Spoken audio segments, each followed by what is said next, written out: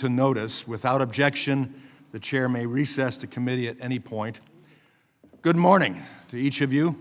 To our witnesses, good morning as well. Last Congress, the Committee on Education and Workforce conducted vital, rigorous oversight of the anti-Semitic violence that spiraled out of control on college campuses all over the United States after October 7th, 2023.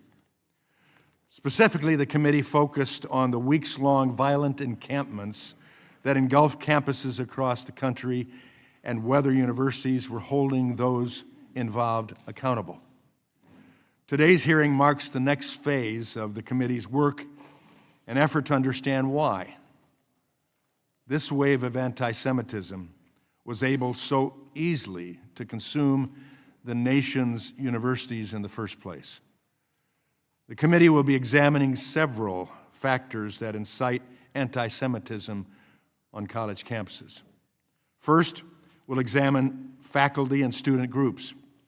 We've long expressed concern about the group Students for Justice in Palestine, but after October 7th, chapters of the faculty variant of this group, Faculty and Staff for Justice in Palestine, proliferated at universities across the United States. Over 100 new chapters have been established in an effort to bring anti-Semitism into the classrooms and lend institutional legitimacy to anti-Semitic actions. We'll examine faculty unions. Secondly, faculty unions have played a critical role fomenting anti-Semitism at universities under the guise of labor rights. As we'll see today, unions across the country encourage anti-Semitic activism through protests, demands, and workshops. Third, we'll look at Middle East Studies centers. Many such centers have become beachheads for faculty with extremist ties who seek to demonize Israel and the United States. We support the study of the Middle East and recognize that it is important for our national security. But we do not support promoting anti-Semitism and Islamism, a radical political ideology. Fourth, we'll examine foreign funding. Foreign funding can influence research priorities, faculty appointments, public statements, and events on campus. This is especially the case for U.S. universities with a separate campus abroad. We need greater transparency into foreign funding when it comes to higher education. The Deterrent Act, passed on a bipartisan basis through this committee and the House earlier this Congress, would achieve that goal. Finally, and more broadly, we'll be examining the diversity, equity, and inclusion policies universities use. The DEI ideology embraced by so many university bureaucrats categorizes Jews as white oppressors and therefore excuses or even justifies anti-Semitic harassment. The violence, fear, and alienation felt by Jewish students is at its core a result of administrators and their staff lacking the moral clarity to condemn and punish anti-Semitism that is creating a hostile environment for Jewish students on America's campuses. We've seen that in evidence at past hearings, sadly, to a great degree. Speech that is protected by the First Amendment can still contribute to a hostile environment, and universities are obligated to do something about it. Universities can choose to hire anti-Semitic faculty, welcome students with a history of anti-Semitism, accept certain foreign funding, and let the behavior of anti-Semitic unions go unchecked. But we will see today, they do so at their own risk. While I appreciated our discussions with the presidents and chancellors yesterday in my office, and I sincerely appreciated it, especially in light of the change in schedule that forced your changes in schedule as well. It is time for clear action on your campuses that can be quantified and can be exemplified to the watching world around. With that, I yield to the ranking member, my friend from Virginia, for an opening statement. Thank you, Mr. Chairman, and thank you to our witnesses for being with us today. Let me begin by acknowledging the seriousness of today's hearing topic. Combating anti-Semitism, like all forms of hatred and bigotry, must be a moral and civic priority. But I'd be remiss if I did not point out that this is our 9th hearing on anti-Semitism in 18 months. Also note that since this committee's first anti-Semitism hearing in December 2023, we have not held a single hearing addressing racism, xenophobia, sexism, Islamophobia, or other challenges affecting other student groups on American college campuses. And I've witnessed this committee's silence on the administration's wholesale attack on diversity, equity, and inclusion and accessibility, DEI initiatives designed to make campuses more welcoming to all groups. And if we're seriously to address anti-Semitism and other forms of hate on college campuses, the process we could best use would be the vigorous enforcement of Title VI of the Civil Rights Act, enforced by the Office of Civil Rights in the Department of Education. Yet this committee majority has said nothing about the wholesale firings attacking the Office of Civil Rights. And while the committee is engaged in holding its 9th hearing on anti-Semitism, critical issues affecting public education in this country and viability of institutions of higher education institutions have been ignored. For example, in the last 6 months, our administration has taken harmful steps in the area of education. Specifically, nearly 50% of the department's workforce have been proposed to be fired, thus threatening the key role of department plays in keeping our nation's schools running and our students access to safe, welcoming environments. And yesterday, the Supreme Court majority green-lighted this fatal blow by permitting the department to proceed with this planned firing of employees responsible for managing student loans, collecting data and student learning trends, and relevant to this hearing, enforcing the civil rights protections of students. And yesterday evening, President Trump announced on a social media platform that based on the Supreme Court decision that Secretary of Education should proceed with the dismantling of the Department of Education.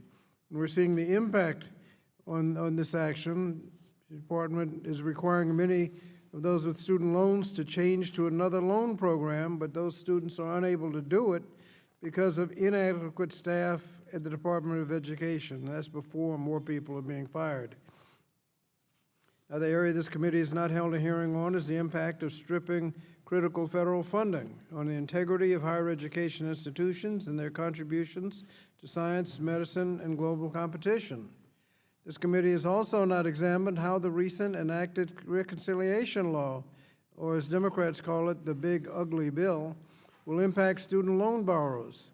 This law will raise costs for students seeking higher education by forcing student loan borrowers into unaffordable repayment plans, eliminating resources to help struggling borrowers, pushing students into predatory private loan market by eliminating Graduate Plus loans, capping Parent Plus loans, and limiting Pell Grant access.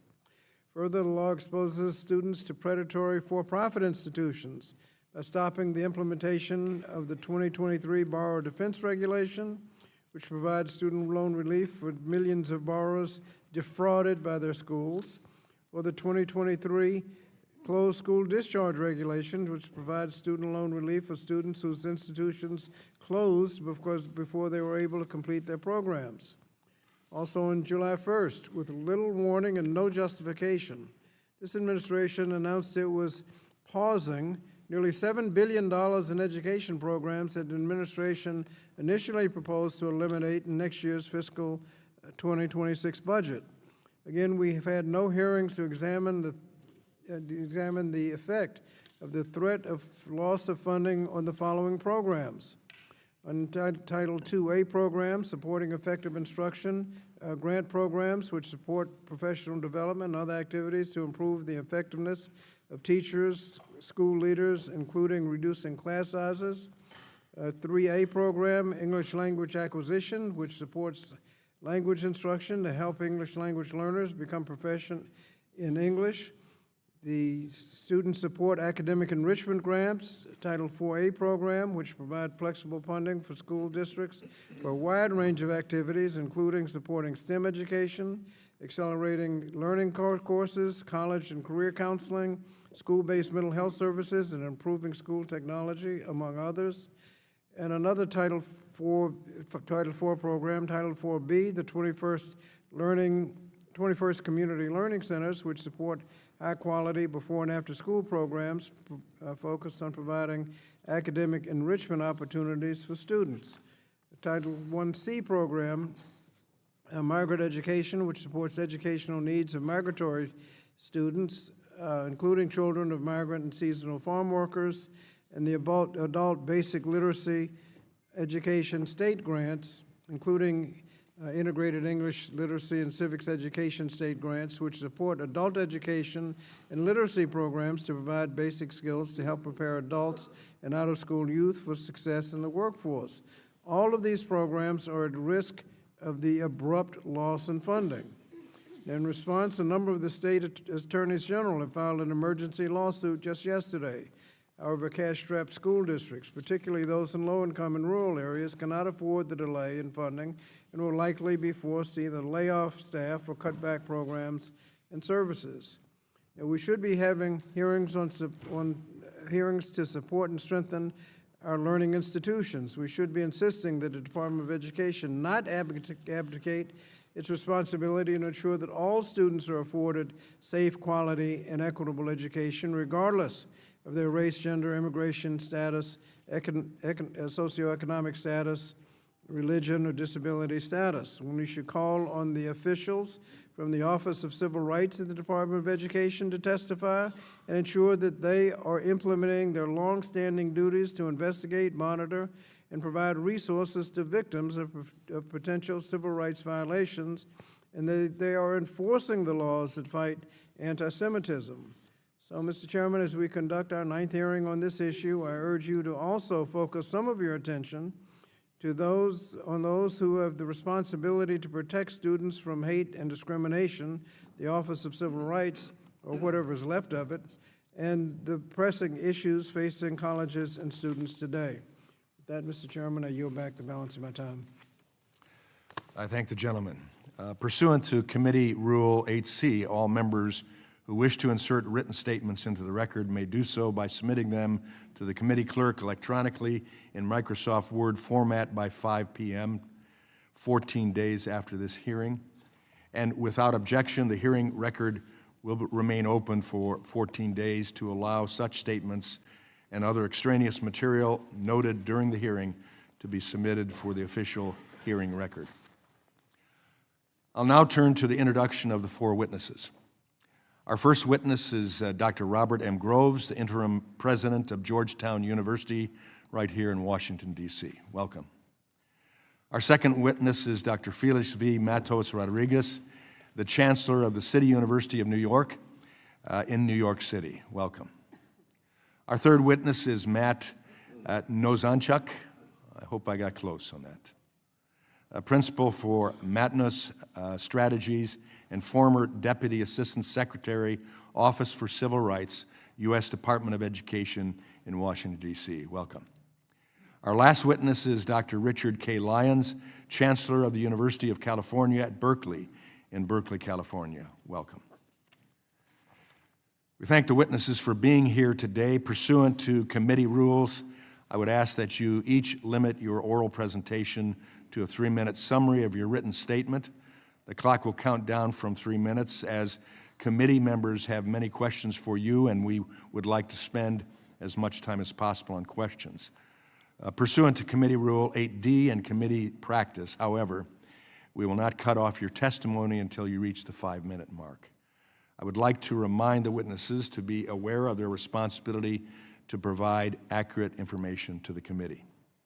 I'll first recognize Dr. Groves for your testimony.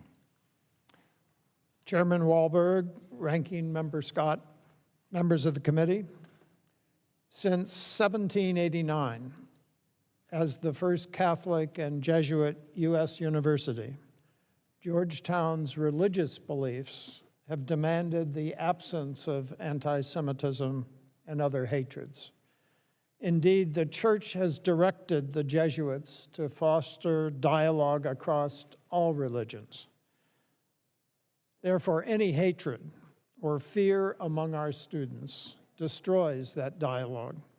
Anti-Semitism is incompatible with living our mission, and the same applies to Islamophobia and racism.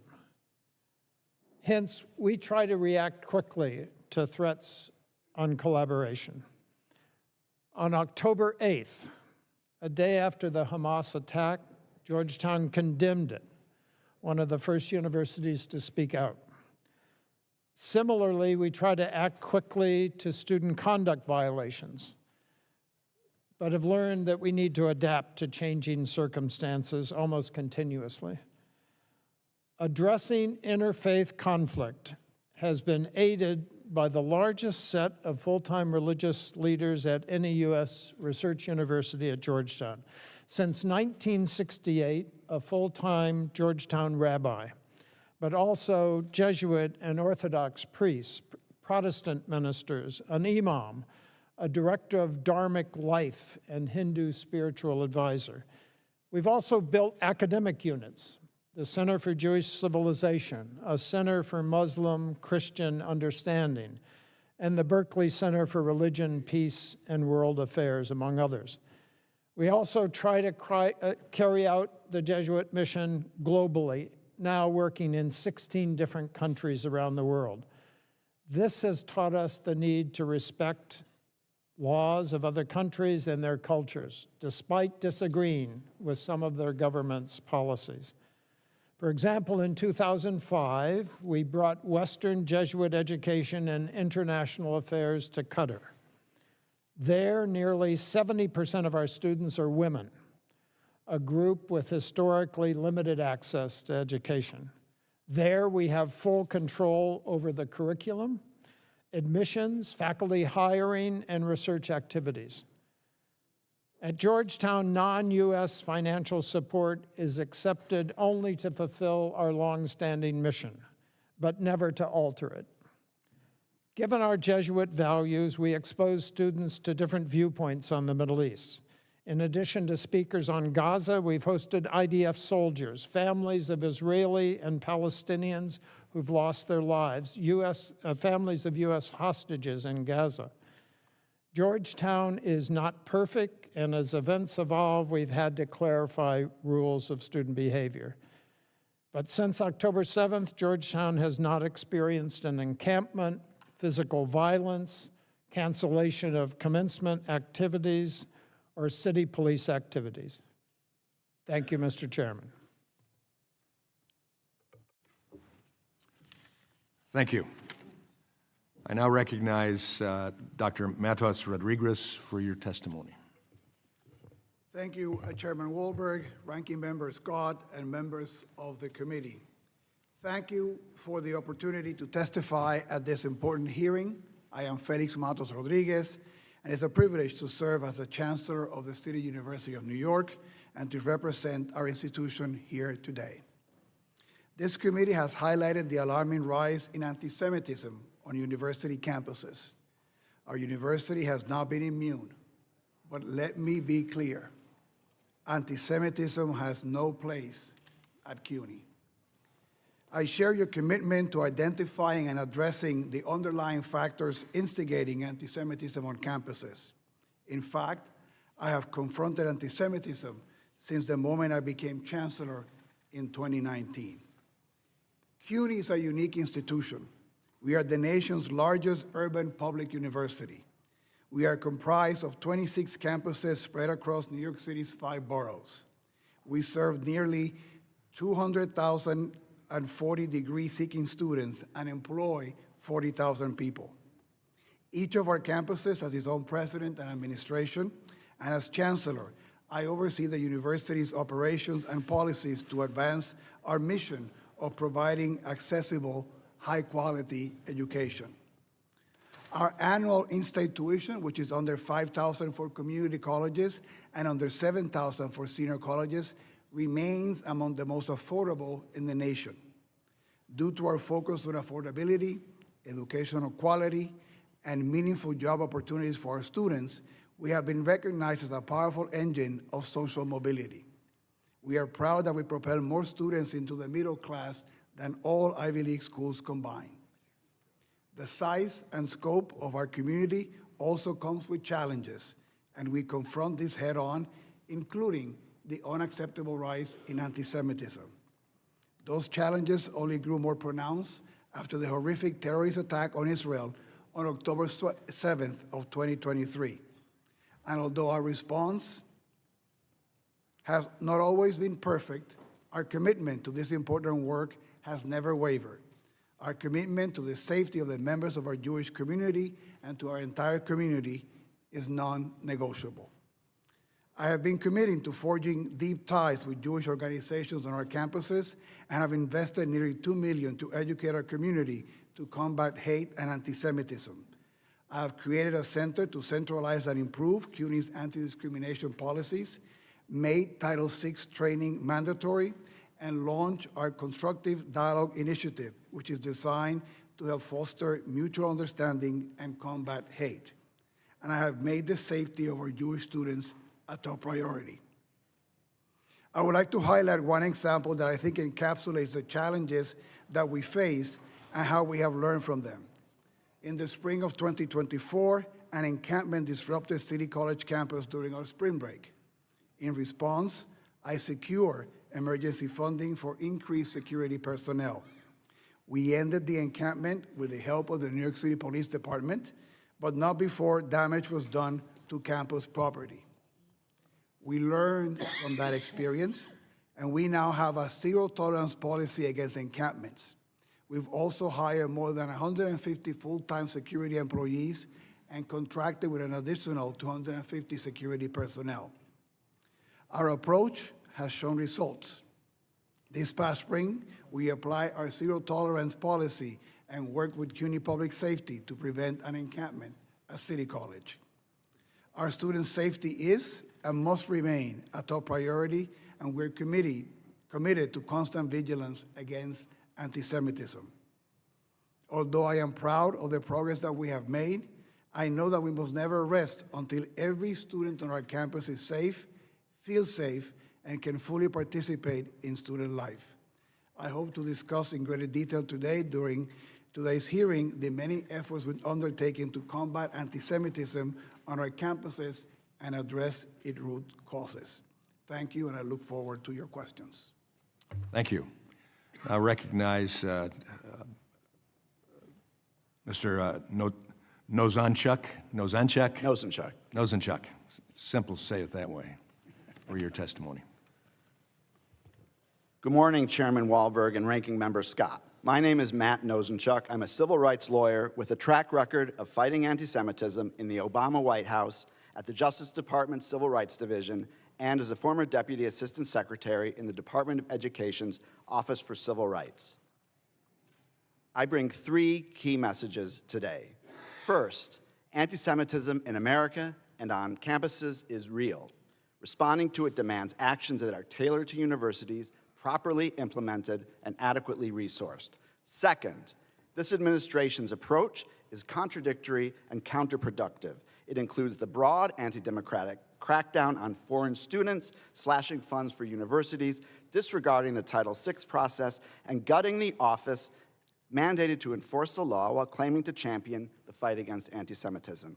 Third, Congress must fulfill its core responsibilities, meaningful oversight and adequate resources for effective solutions, not political theater that inflames campus climate and ultimately harms the students it claims to protect.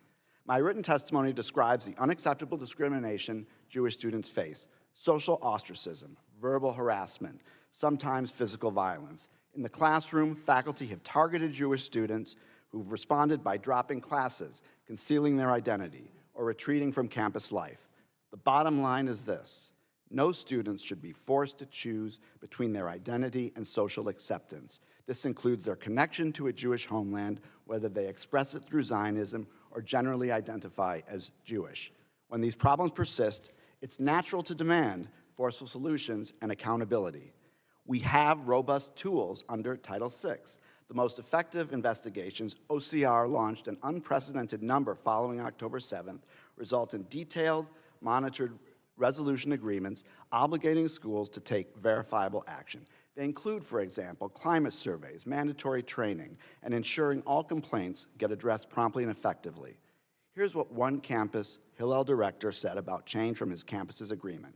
Jewish life has improved remarkably. Jewish students now receive responses to bias incidents within 24 hours. The Hillel Center reported a 40% increase in daily usage. Parents feel confident sending their children there. In short, Jewish life on campus is thriving. These agreements work. That's why OCR used them in anti-Semitism investigations during the first Trump administration. Proper enforcement creates meaningful, positive change. None of that is happening now. This administration boasts it is combating anti-Semitism while systematically dismantling the infrastructure needed to do it. They've gutted OCR, the office with the expertise and mandate to enforce Title VI, closing most of its regional offices and cutting staff in half. Thorough investigations are impossible. OCR dismissed over 3,400 complaints in just 3 months, an unprecedented number suggesting students in harm's way are being ignored. The administration relies on press reports rather than actual complaints from harmed students, sending ultimatums styled as notices of violation, riddled with inaccuracies and political hyperbole. The current approach reminds me of the Wizard of Oz, projecting an intimidating, demanding, and illusory image of action. But here, the man behind the curtain cancels funds for civil rights enforcement and cancer research. Fighting anti-Semitism is actually the camel's nose under the tent for ideological assaults on universities that have undertaken extensive efforts to address the problem. Even the Wall Street Journal editorialized that the administration is overstepping its authority by imposing sweeping conditions on funds that weren't spelled out by Congress and shooting first and investigating later. An administration committed to strengthening enforcement against anti-Semitism invests in responsible offices and critical personnel. It doesn't shutter agencies and fire staff.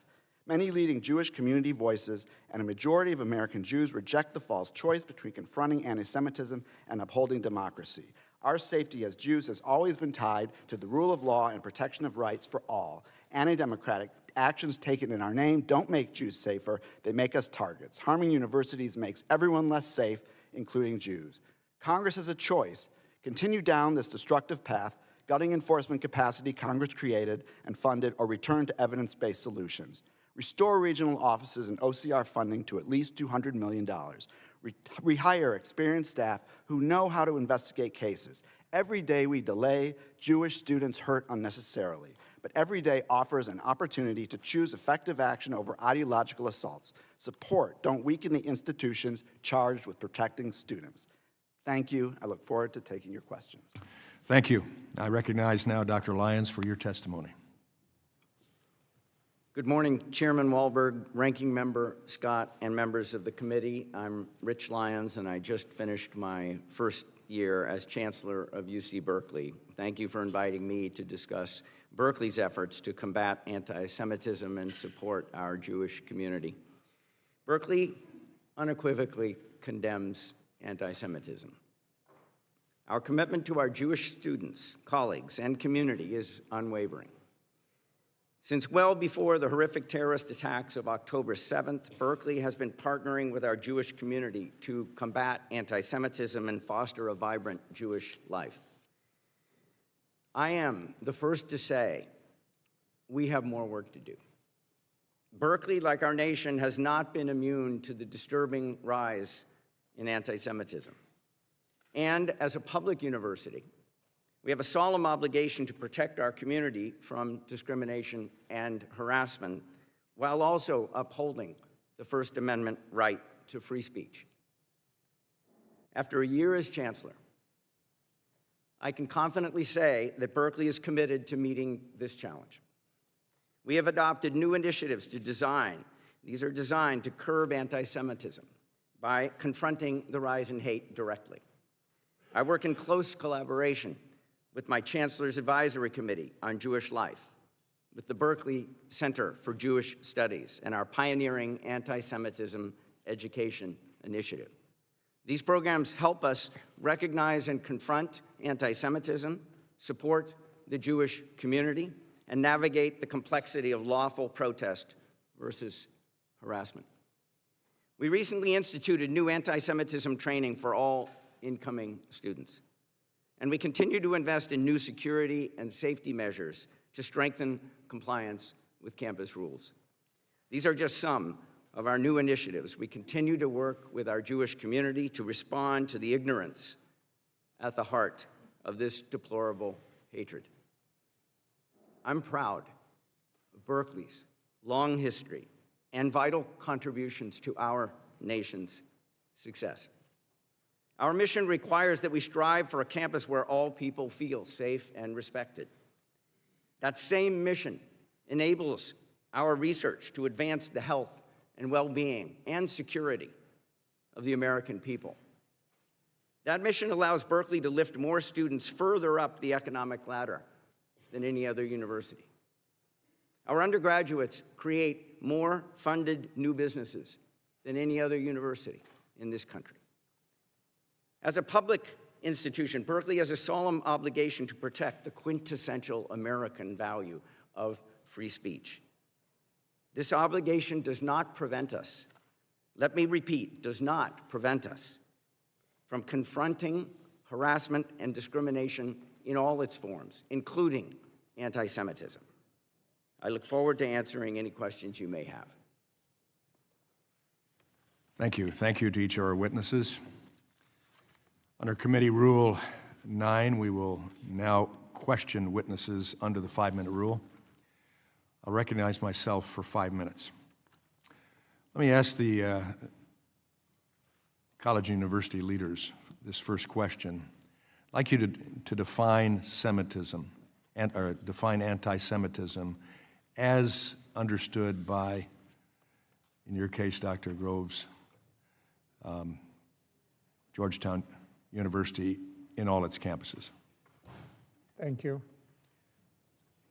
We define anti-Semitism as hatred of the Jewish people and all of the behaviors that might be connected with such hatred.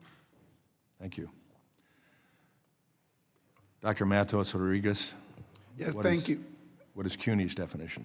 Thank you. Antisemitism is hatred or prejudice against Jews or individuals who are perceived to be Jewish.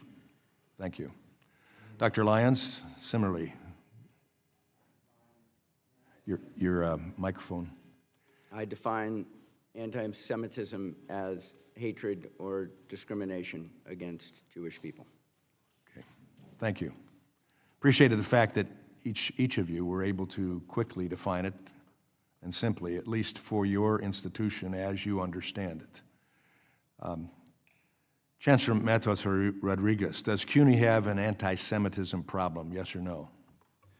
We are not immune from the anti-Semitism. It is something that I've been committed to working since 2019. Without objection, I'd like to enter into the record the testimony of dozens of CUNY students who have experienced severe anti-Semitism on campuses. Hearing no objection, they will be entered. How many Jewish students have transferred out of CUNY since October 7th, 2023? I don't have that information, Chair. Be good information to get. How many anti-Semitism complaints has CUNY received system-wide since October 7th, 2023? We have received in 2024 68 complaints of anti-Semitism. On the current year, 2025, we have 16. Thank you. How many students has CUNY suspended or expelled for anti-Semitic conduct since October 7th, 2023? We have, over the last 2 years, disciplined 18 students for anti-Semitic conduct, and we have disciplined another 25 for inappropriate behavior in protests, demonstrations, or rallies. Thank you. Chancellor, you have referred to the IHRA definition of anti-Semitism as a vital resource. Does that mean university officials are employing this definition to determine what constitutes anti-Semitism across the CUNY system?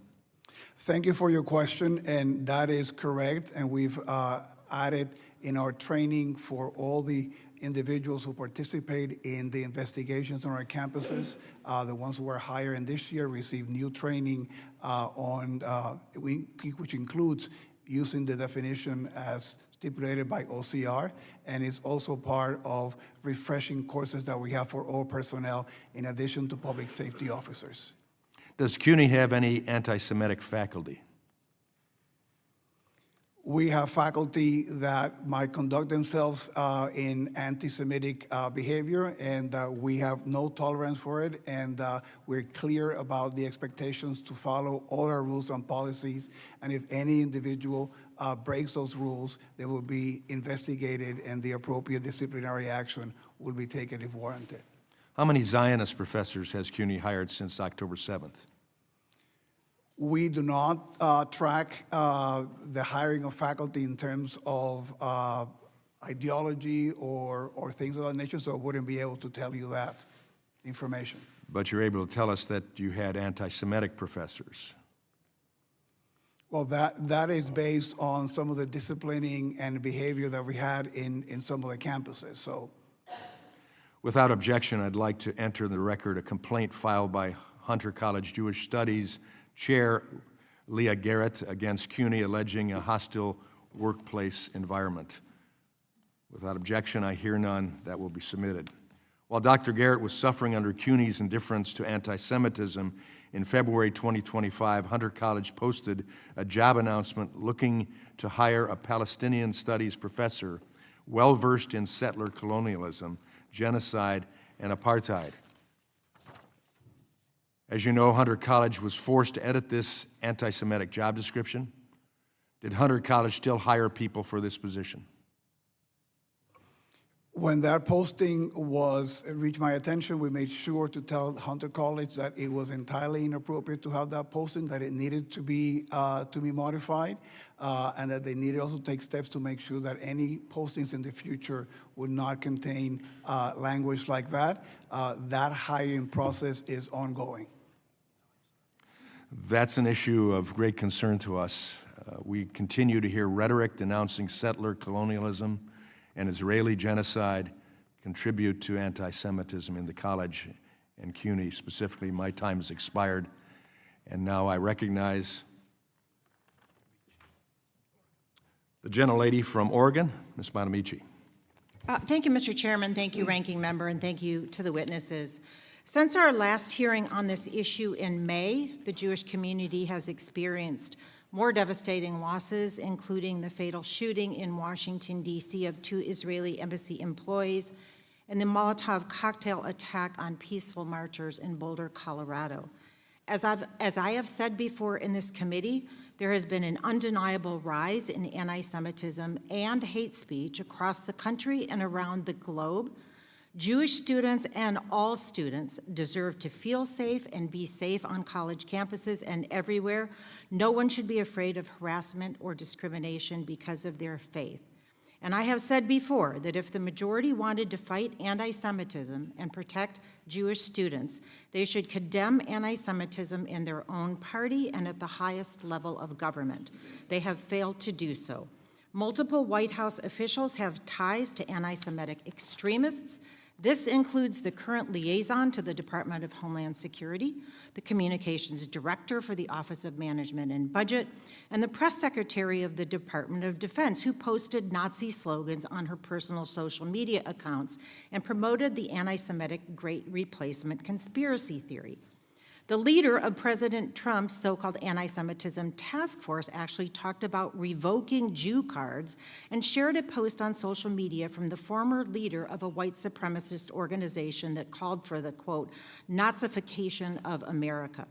Donald Trump has continued to spout anti-Semitic venom, most recently at a rally where he said, no going to the banks and borrowing from, in some cases, a fine banker and in some cases, Shylocks and bad people. He tried to walk back those statements, saying incredulously that he had never heard the term Shylock used in an anti-Semitic way. Words matter, and the President of the United States should not be using words, especially anti-Semitic tropes, if he does not know what they mean. Have any Republican colleagues here today condemned these acts of anti-Semitism from the president and members of the administration, or called for removal of these individuals from office? No, because that would require real and meaningful commitment to rooting out anti-Semitism from the top down. Instead, my colleagues are weaponizing the real problems of the Jewish community, a community I am an active member of, in furtherance of their attacks on and plans to defund colleges and universities. As members of this committee, we sit with the responsibility of enacting policies that best educate our youth, and this ongoing attack on higher education is shameful. As Mr. Nozenchuk so compellingly testified, combating the rise of anti-Semitism on college campuses requires investing in the Office for Civil Rights, an agency dedicated to investigating and resolving civil rights violations, including anti-Semitic incidences at schools and universities. But instead of supporting that office, Secretary McMahon has already fired about half of OCR's staff and closed 7 of their 12, more than half of their regional offices. Republicans have said nothing. In the past months, what's left of OCR dismissed a staggering more than 3,400 cases, but again, Republicans say nothing. Meanwhile, the Department of Justice recently slashed hate crime prevention grants, claiming they do not align with the administration's priorities. Will my Republican colleagues stand against the ongoing attacks on the Office for Civil Rights? And what about the hate crime prevention grants? Will any Republican colleagues advocate for these funds to be reinstated? Of course not. That would be real action. Why do that when we can create another political sideshow instead? Education has always played a significant role in the efforts to end anti-Semitism, but that's not what this committee has been doing. With drastic budget cuts, the hiring of bigoted individuals at the highest levels, the embrace of white Christian nationalism, and, I might say, in stark contrast to Jewish values, the abhorrent failure to respect basic human and constitutional rights, this administration is creating a culture of disrespect and danger, not just for Jewish students. Perhaps that should be the focus of this hearing. Additionally, instead of giving OCR the staff and resources they need to do the fact-based Title VI investigation, the Trump administration has actually withheld hundreds of millions of dollars from colleges and universities, apparently to punish for them rather than address anti-Semitism. But this kind of imposition of collective punishment hurts all students, including Jewish students, because it will lead to fewer academic options and higher tuition. I wonder if that isn't the point. As I have said before and will continue to repeat, I am a member of the Congressional Jewish Caucus. I am a mother who raised her children in a Jewish home. I'm an active member of my synagogue. I am extremely disappointed in the majority for exploiting my community's legitimate fears and concerns as they advance discriminatory, regressive, unconstitutional, and harmful policy. Jewish Americans and the American people deserve better. I yield back. Gentlelady's time has expired. Now recognize the Chairwoman Emeritus of this committee, Representative Fox. Thank you very much, Mr. Chairman, and I thank our witnesses for being here today. And I will ask you, when it's appropriate, I'd like a yes or no answer. Dr. Matos Rodriguez, CUNY's Faculty and Staff Union, the Professional Staff Congress, or PSC, has passed multiple resolutions that support the anti-Semitic BDS movement. Do you support forcing Jewish faculty and staff to be represented by a union that endorses BDS? Yes or no? Thank you. I have repudiated BDS and have said that there's no place for BDS at the City University of New York. So you didn't give me an answer, yes or no. So I have to assume it's no. Yes, excuse me. In 2021, the EEOC substantiated a claim by a Jewish CUNY professor that the PSC discriminated against him and other Jewish professors because of their religion. What disciplinary action did you take against those responsible? And I am, that case of the EEOC, we thought it was entirely inappropriate to discriminate against any member of our community, and that was a matter taken by the EEOC. And so no disciplinary action. You didn't state a disciplinary action. Not to my knowledge. Does the PSC have an anti-Semitism problem? Yes or no? The PSC does not speak for the City University of New York. We've been clear on our commitment against anti-Semitism and against BDS. So the president of the PSC personally supports BDS. Do you view this as problematic? Again, the PSC does not speak for the City University of New York. My understanding also that the last vote that they took, they So you rejected. obviously don't think it's problematic. Thank you. Dr. Groves, after the U.S. Successfully struck Iran's nuclear infrastructure, one of the professors at Georgetown Center for Muslim-Christian Understanding, Jonathan A.C. Brown, said, quote, "I hope Iran does some symbolic strike on a base." Is this person really suited to be educating the next generation of American diplomats? Thank you for the question.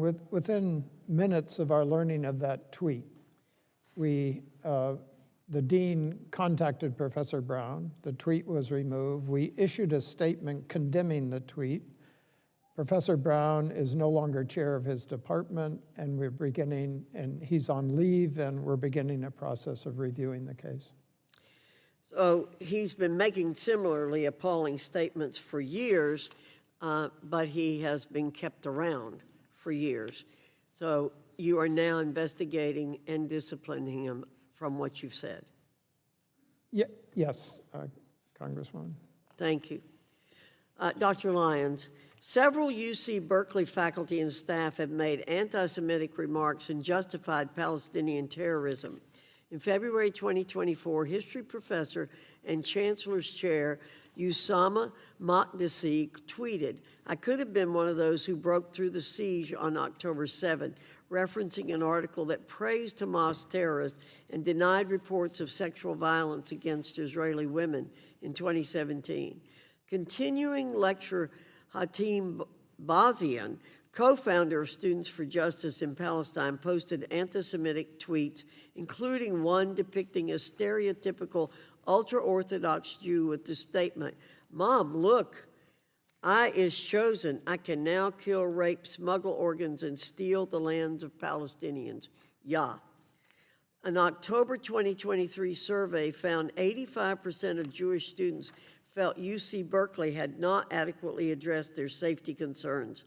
Understandable given the conduct of some university personnel. Dr. Lyons, do you condone the statements made by these Berkeley employees? I'm unable to comment on the discipline of an individual faculty or a comment of an individual faculty. What I can say is that you mentioned several different phrases in different events. So separate from the people that you're mentioning, if I heard or saw some of those statements, I would both view them as objectionable, if not reprehensible, and I would also immediately report it, and I would also have empathy for our Jewish community. So what are you doing to make reforms to your hiring practices to see that you don't bring people like that onto the campus in the future? Let's make the answer brief. The time has expired. We use, when hiring faculty, we use academic standards to hire faculty. We don't use ideological conditions to hire faculty. Well, obviously, your academic standards have been failing you, and I'd look for other standards if I were you. Thank you, Mr. Chairman. Gentlelady's time has expired. I now recognize the gentleman from California, Mr. Takano.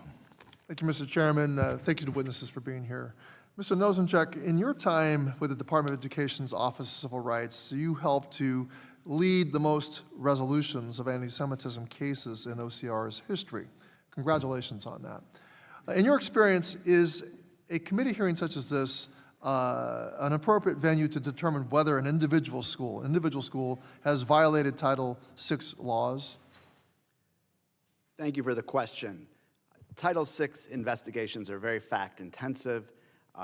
When they're opened, OCR investigators go onto a campus and speak with people, look at documents. It is not a inquiry into whether any specific word is anti-Semitic, but it's a holistic determination as to whether there was harassment or hostile environment that violates Title VI. So it's fairly non-political, dry, fact-intensive inquiry. Yes, non-political. Okay. The Trump administration has made a lot of commitments to combating anti-Semitism on college campuses. Is the current Office of Civil Rights, or OCR, equipped to fulfill those promises? From what I understand, Congressman Takano, it is not. As I noted in my testimony, the staff has been cut by half. I understand that now the average caseload for the investigators remaining is 200 cases per person, and it's very important to note that of the 7 of 12 regional offices that were eliminated, those were the offices where the greatest expertise was for investigating and bringing to resolution the anti-Semitism cases that we resolved. And as I said, we resolved a record number of 5 times more than the first Trump administration. So in your experience, pursuing anti-Semitism charges or claims, determining whether or not those anti-Semitism did occur, or any form of discrimination under Title VI, it's a time-intensive and staff-intensive process.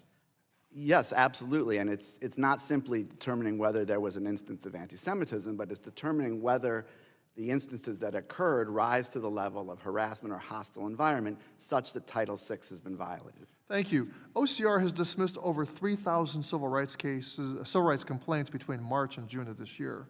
Mr. Nosenchuk, what is the difference between conducting investigations based on press reporting and external sources, as the Trump administration is doing, and doing a process-based Title VI investigation that is based on specific complaints filed, as was the practice of past administrations? Thank you for the question. I think the best illustration of that is actually in a U.S. News and World Report opinion piece that a student at Harvard, Sarah Silverman, just published yesterday. She wrote that she had had her mezuzah stripped off of her doorpost. It was one instance of individual discrimination that was detailed in the Harvard Notice of Violation, and the administration did not even talk to her about what had happened. So relying on press reports, relying on broad statements or perceptions is not how Title VI is supposed to work. Again, it's looking at the anti-Semitic discrimination has occurred and then determining whether it has risen to the level of hostile environment, determining whether Jews have been targeted unlawfully. Thank you. Have the Trump administration's actions made campus more safe or less safe for students who are victims of anti-Semitism? Based on everything I'm hearing from Jewish students, including the one whom I just mentioned, it's making campuses less safe. Mr. Rosenchuk, Republicans claim that certain institutions of higher education like Georgetown are subjects of foreign influence that radicalizes their students.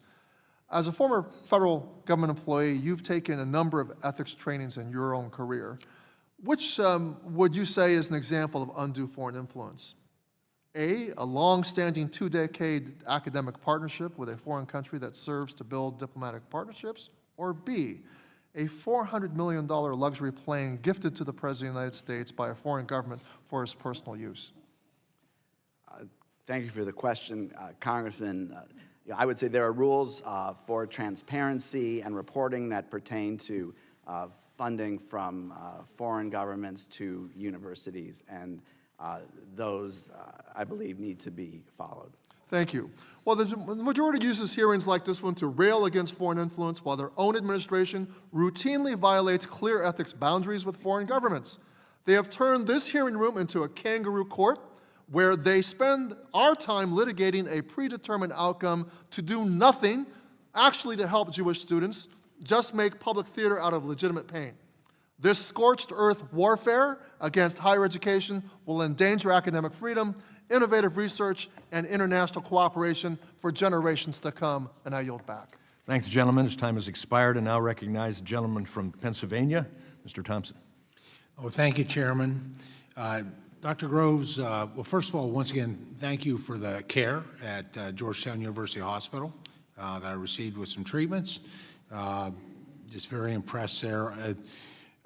Dr. Rose, recently something did come to my attention, and I want to see if you're aware of it. Are you aware that in 2024, flyers designed to mimic eviction notices were placed on Jewish students' dormitory doors on your campus, falsely accusing Israel of genocide and ethnic cleansing?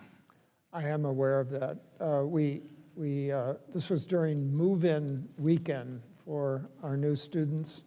We acted on that immediately, removed the eviction notices with a assembly of staff around, identified the perpetrator of this, and discipline was done for him. Very good. So obviously this violates the Georgetown policies. This was abhorrent. And for the students who saw this and were hurt by this, we apologize as a university. This is intolerable at Georgetown. We cannot have this sort of behavior. Well, thank you for taking that action, and thank you for taking the disciplinary action. Incredibly important. Dr. Groves, does Georgetown employ any anti-Semitic faculty members or fellows? We have faculty that have the range of opinions on every issue facing humankind. We police carefully the behavior of our faculty in the classroom and their research activities.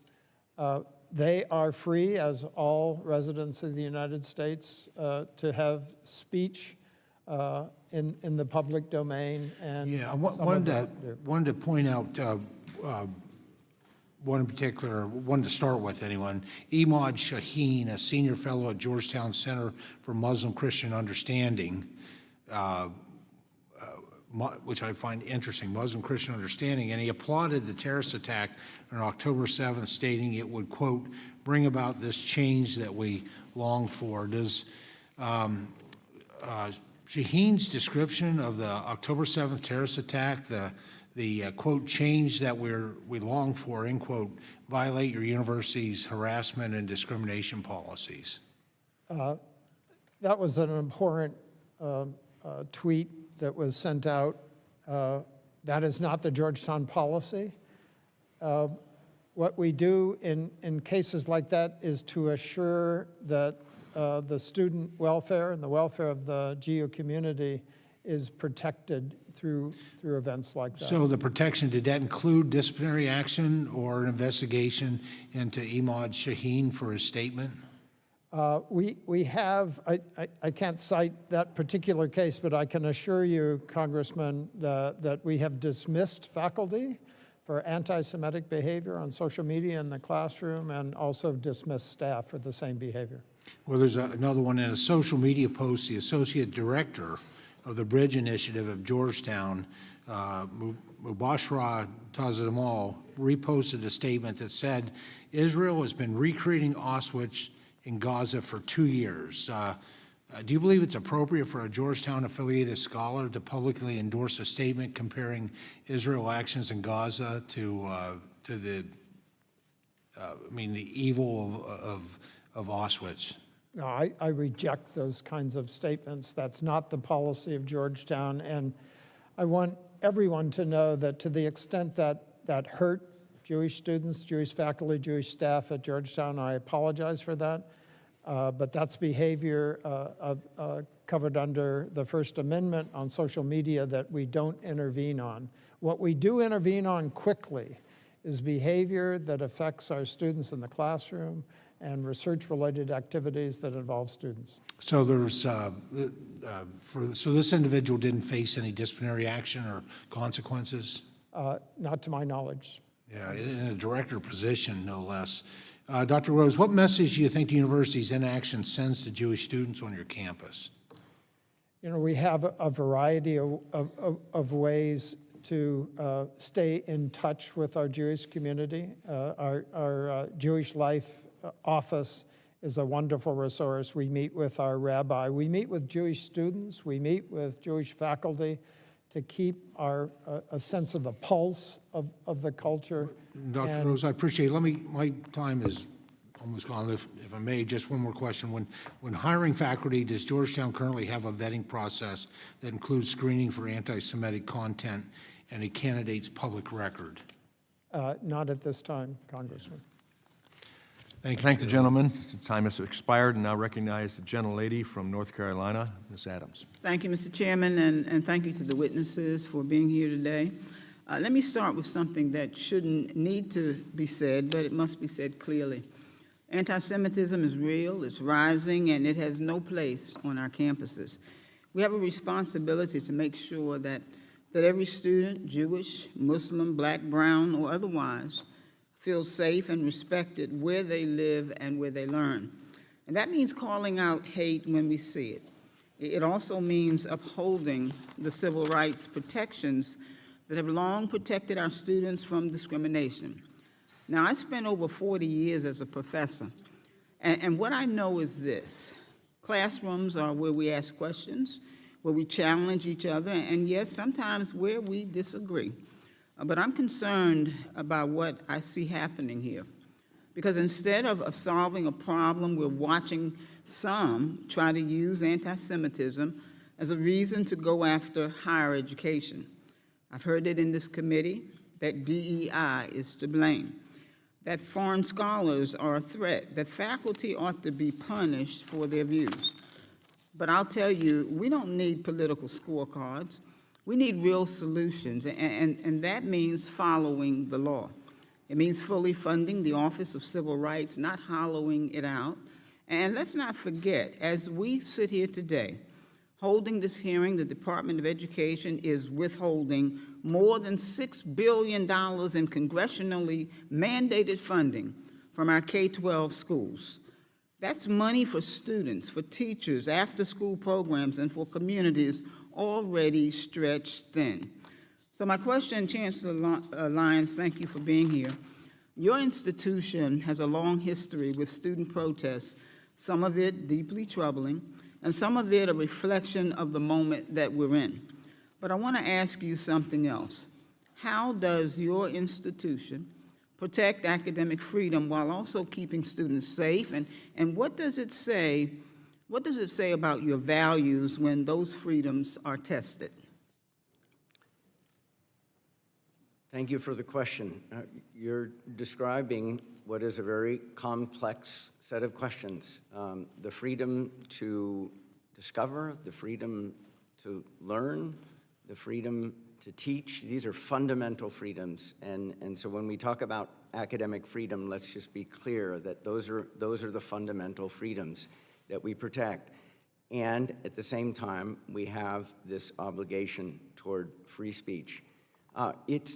Does it frustrate us as presidents? I'll speak for myself. This is frustrating. People say, well, just drive down the middle of the road. This is a very complex road to drive down. And so we are constantly making judgments around how do we keep people safe and supported, and also how do we make sure that we are protecting free speech and the marketplace for ideas. Thank you, sir. Let me move on. Chancellor Matos, Chancellor Matos Rodriguez, thank you as well. CUNY is a large and complex system, 26 campuses across 5 boroughs. That's no easy task. So let me ask you first, have some of the protests we've seen involved people from outside the CUNY community?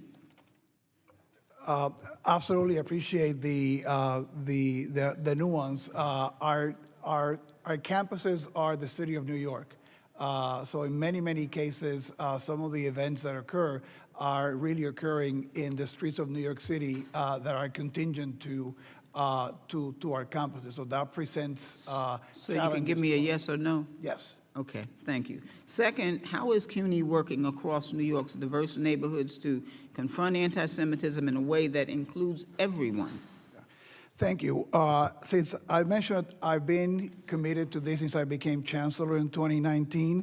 I had learned as president of Queens College that you needed to bring people together. We had at Queens College the largest Muslim and Jewish populations of our campuses at CUNY, and I learned the value of bringing people together. So I have a Jewish advisory committee on Jewish life. that I brought together in 2023 to listen to the members of the community, to get their feedback and Okay. get answers. Thank you so much. Let me ask you one final thing. We've heard concerns from faculty who were recently not reappointed despite having full enrolled classes scheduled for the fall, and I understand that those matters may be going through a formal process. I know you may not be able to speak to individual cases, but as a former professor myself and a department chair, somebody who believes deeply in transparency and fairness, I want to ask you, would you be willing to follow up with my office and provide more information on the policies and procedures that guide faculty appointments and reappointments at CUNY? I appreciate the question. We're here to answer all the questions and cooperate fully with the committee. Okay, thank you, sir. I think my time is up. Mr. Chairman, I yield back. I thank the gentlelady. Now I recognize the gentlelady from New York, Ms. Stefanik. Thank you. I want to begin by discussing the heinous scourge of anti-Semitism on your watch as chancellor at CUNY. You are aware at Baruch, Jewish freshmen were welcomed with heinous anti-Semitic taunts about the hostages killed by Hamas. Quote, "Where's Hirsch, you ugly expletive, expletive? Go bring them home," end quote. Quote, "You ain't going home tonight. Go back to Brooklyn. All Zionists are terrorists," end quote. Are you aware of those anti-Semitic harassment slurs? Those are deplorable statements, and if they were associated with the event at Baruch, an investigation was done and students were disciplined. And was there, students were disciplined in both of those cases? At Hunter, Jewish students were forced to enter the main university building under a swastika for hours. Is that correct? My understanding of that is that the swastika was placed outside, and we have a custom of erasing all such deplorable symbols. In that particular case, there was a delay because it had to be referred to the NYPD for the anti-hate investigation. Let me remind you of this particular case because that's not according to your own staff. In fact, the Hunter College Director of Jewish Studies emailed university leadership requesting that the swastika be taken down. And instead, this was the response for everyone to see. Apologies, but it is not that simple. Is that the position of CUNY? It is entirely unacceptable that. And that was this hateful- administrator disciplined who emailed? Again, in that particular case, we were working with the New No, York City Police was this Department. administrator disciplined for sending this response? Any case that we have will investigate, and the appropriate action will be taken. So what was the appropriate action taken against this administrator in this case? In this case, as I mentioned to you, we are working with the New York City Police Department. So no that disciplinary indicated- action has been taken by CUNY? Is that Again, correct? we will investigate any action. So an and take action. investigation, but no actual action, like so many of these failed university presidents. But it's not just this case. You talked about how you focused on this since 2019. But let me remind you, in 2021, you hired Abdi Allah as CUNY's Chief Diversity Officer, and this role includes overseeing anti-Semitism complaints and initiatives. Were you aware at that time that this senior administrator you hired was previously employed Chairman, I by have a CARE, parliamentary inquiry. the Council on American Islamic Relations? Gentlelady will suspend. My time, can what you is hold the the- time? It was We'll hold it- 2:25. We'll hold the time. Does the committee have a policy on publicizing people's personal emails? This is a university administrator's email. Email addresses? No, we don't have a policy, I'm told, on that, and again, this is at the university. This is a university email, a public university in the state of New York. Following up at 2:25, which my time is, I'm referencing the CUNY Chief Diversity Officer, who you hired in 2021. They were previously employed by CARE, the Council on American Islamic Relations. Is that correct? So she was hired to be the Chief Diversity Officer at the central office with no responsibility over cases that have to deal with students or faculty. But yet, you were aware that she was previously employed by CARE, Again, I was not directly responsible for that. even though she was the Senior Chief Diversity Officer? As I mentioned to you, I was not directly responsible for that hire. So is it okay, from your perspective, obviously it is, to have a former employee of CARE? Let me remind you, CARE was a co-conspirator in a terrorist financing case and has ties to Hamas, a designated terrorist organization. Is she currently still employed by CUNY? She is. There you go. So no action, just words here today. Even further, and by the way, her salary is paid for by the New York taxpayers, correct? We have the expectations of total professionalism and compliance with all the rules and policies of CUNY. Any employee that breaks our policies or our rules will be investigated. But it obviously Action doesn't will be break taken. CUNY's rules to have a senior employee who was previously employed by a terrorist-affiliated organization. That is unacceptable to New York taxpayers. It is unacceptable to American taxpayers. But it's not just that. Are you familiar with CUNY Clear? This is the clinical arm of CUNY School of Law. CUNY Clear, I'm not familiar with them. Well, I will remind you, the CUNY Clear founder and professor is the head of Mahmoud Khalil's Legal Defense Fund. Are you aware of that? No. Does it concern you that New York taxpayers are paying the salary for the legal defense fund of Mahmoud Khalil? And I'll remind you who Mahmoud Khalil is. This is the chief pro-Hamas agitator that led to the anti-Semitic encampments at Columbia, the rioting and violent takeover of Hamilton Hall, the harassment and physical assault of Jewish students. And we do not condone any kind of anti-Semitism. But you in our allow campuses. the head of the clinical legal organization and a professor to be the chief legal aide to Mahmoud Khalil and do his legal defense fund. Those decisions are made in the clinics, are made in the individual campuses. It goes up to you. You are the chancellor. Those decisions are made at So you the take no individual responsibility. campuses. I take responsibility for any behavior of our faculty. So and is this staff that acceptable? Is this anti-Semitic. acceptable? Any behavior that is anti-Semitic Is and this is in violation acceptable of our that the rules. legal defense fund for Mahmoud Khalil is the head of CUNY Clear? That's acceptable under your watch. We do have no tolerance for anti-Semitism on our campuses, and we've been very So will clear. this person be fired? Anybody that breaks our rules and our policies, there'll be an investigation, we'll investigate, and if there's any disciplinary action to be taken, we'll take it. Let me make a prediction. No disciplinary action. This individual is not going to be fired because it's all words, no action. You have failed the people of New York. You have failed Jewish students in New York State, and it is a disgrace. I yield Thank back. the gentlelady. The gentlelady's time has expired.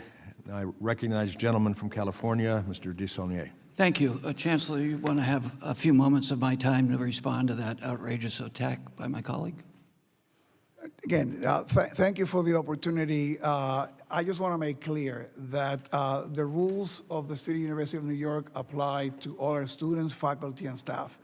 Anybody who behaves in any way that it is anti-Semitic, that sponsors violence against members of the Jewish community or any community, discriminate or harass, will be investigated and held accountable based on our rules. That it's clear, it's our commitment. I have been engaged in fighting anti-Semitism as chancellor since I became the chancellor in 2019.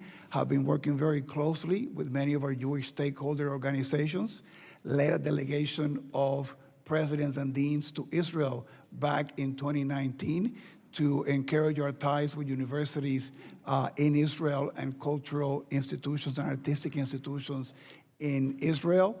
We have made very clear our time and place and manner policies on our campuses to make sure that individuals can exercise their right. Thank you, Chancellor. Appreciate it. I want to save a little bit of my time, but I appreciate it.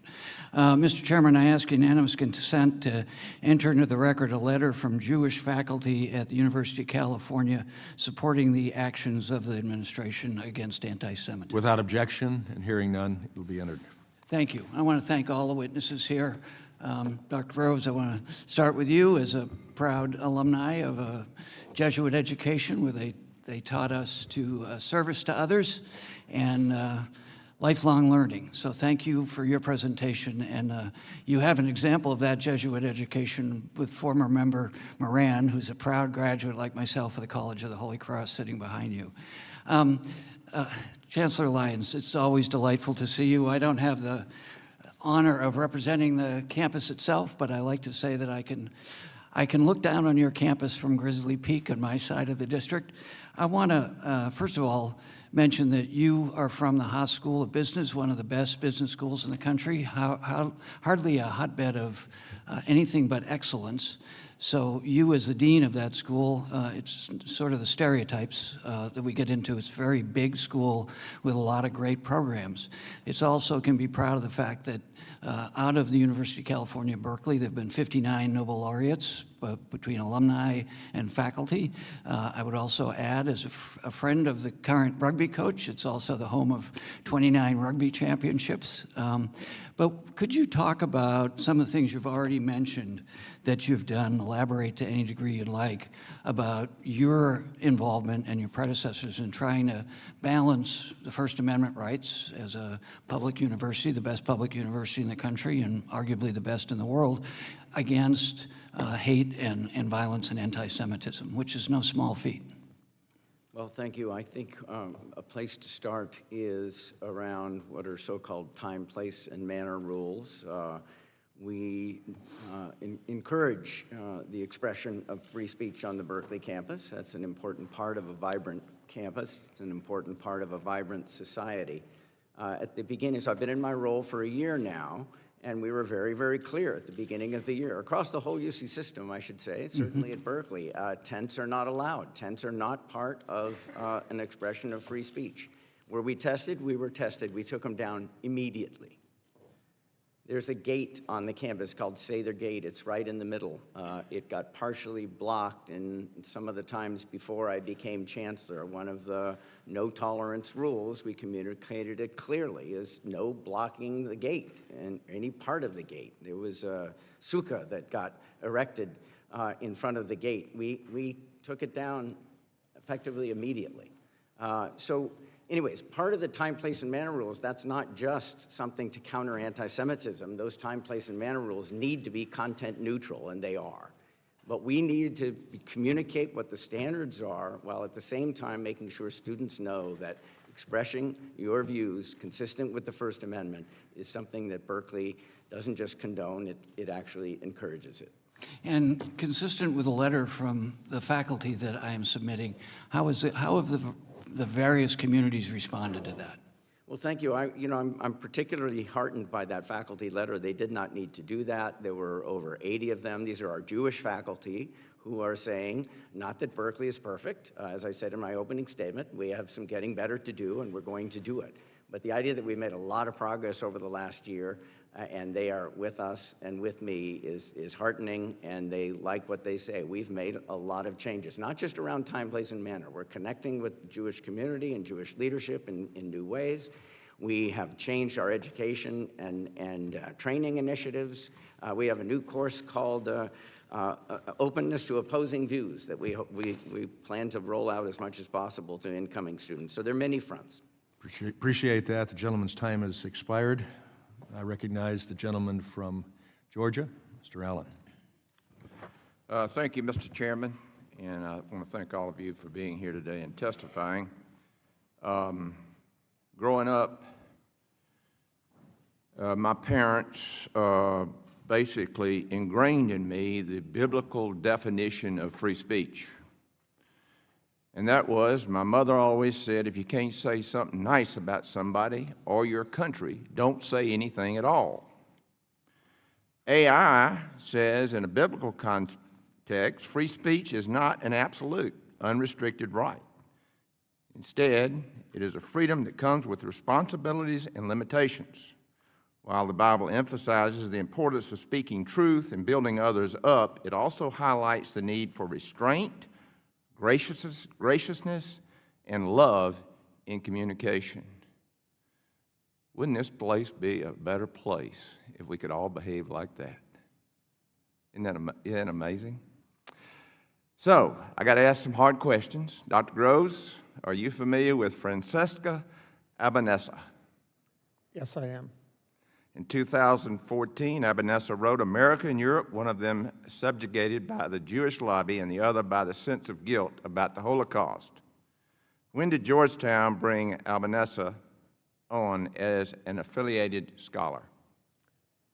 I think she came in 2015 roughly, but she only gave a few lectures. She is not on the payroll of Georgetown and never was, Congressman. Was Georgetown aware of Albanese's anti-Semitic statements at that time? Not to my knowledge. That's the first I've heard of that statement.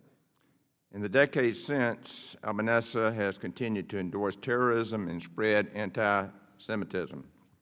In that time, did Georgetown consider terminating its relationship with Albanese?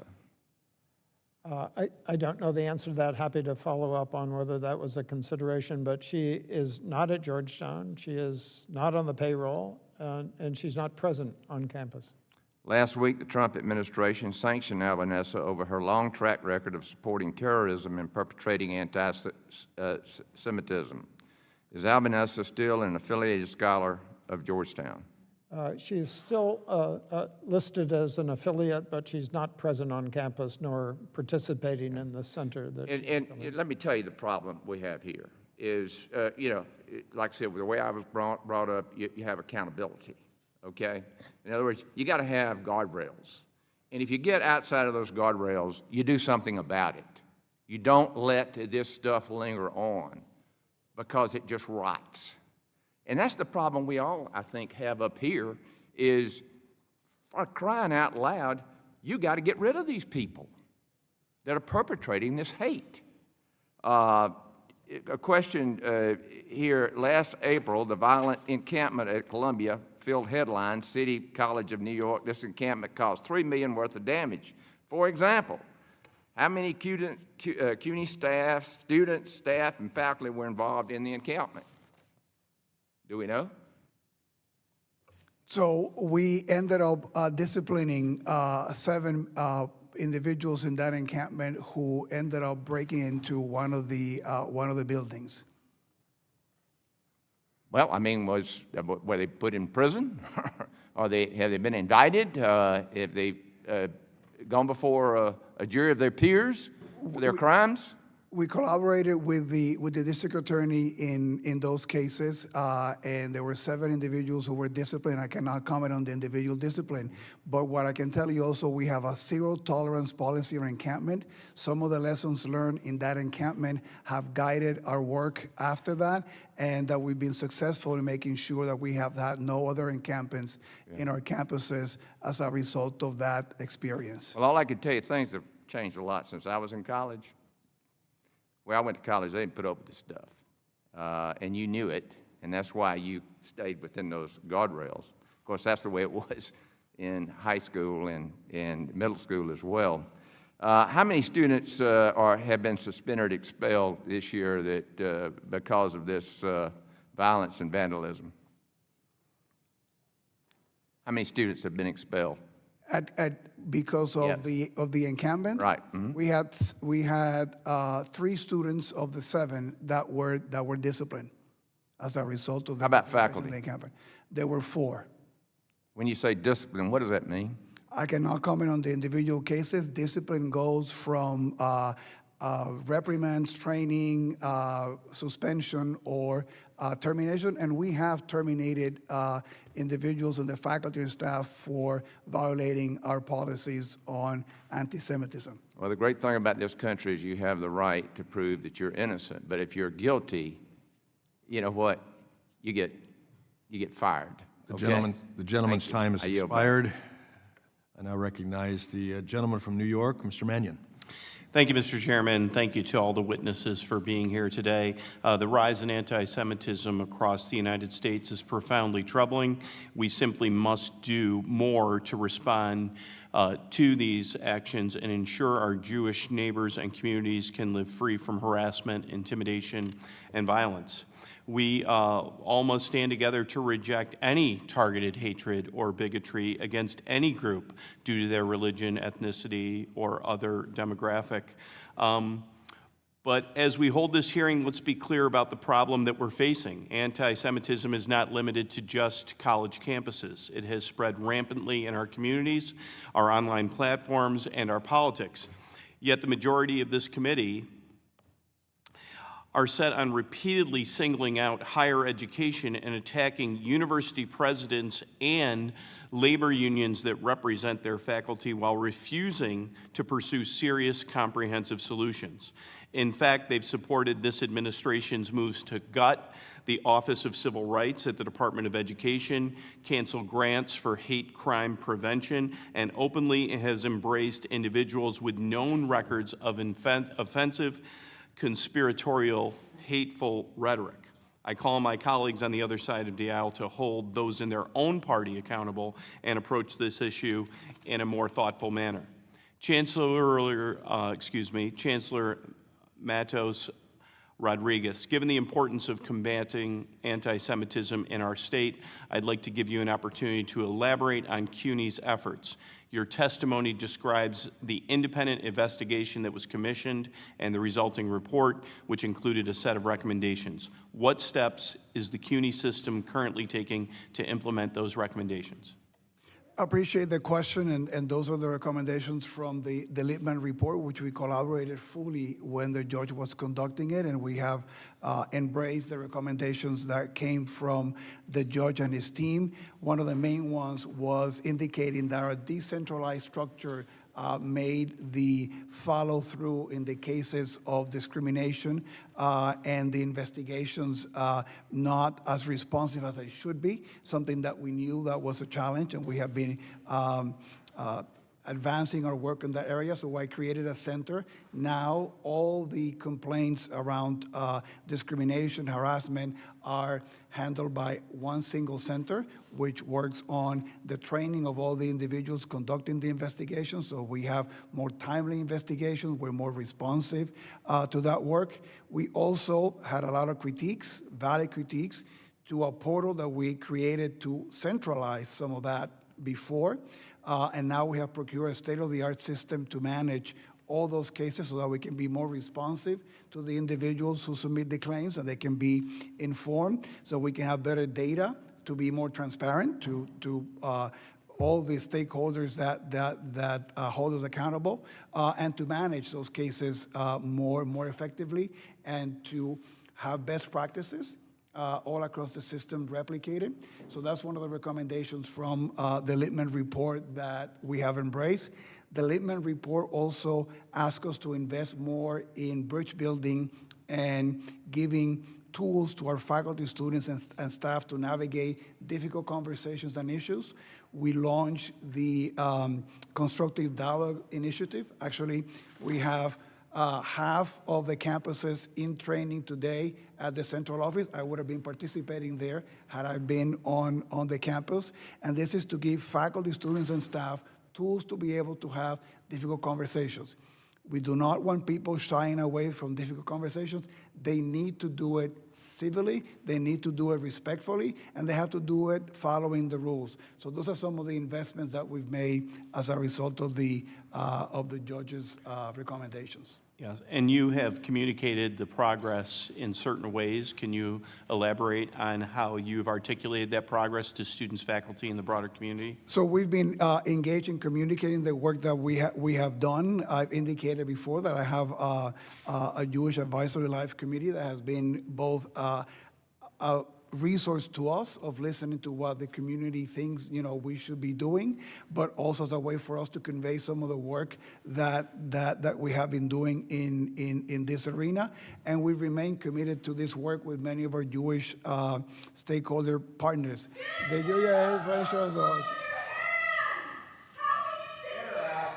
Suspend. The lady.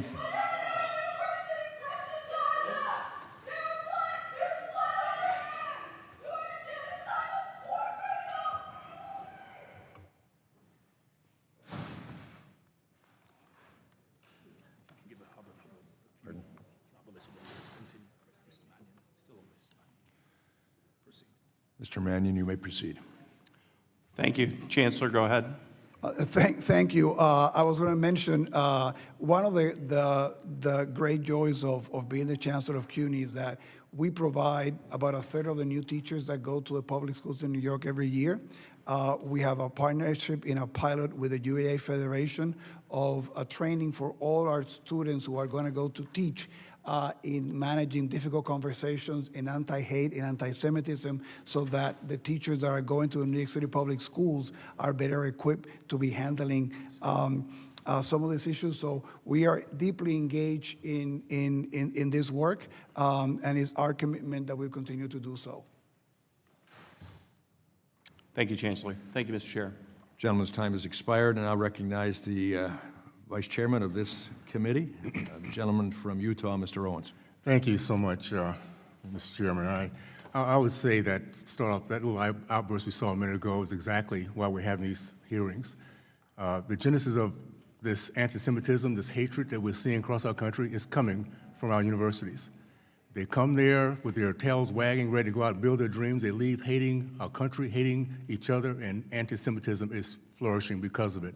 This has been going on way too long, and we're going to have as many hearings as we have to dig this cancer out of our system. Our kids need to be leaving here knowing how to talk to each other, respect each other, and not having that kind of stuff we just had a minute ago. By the way, I don't doubt we might have some more before this is all over with. That's how they think they can get their message through.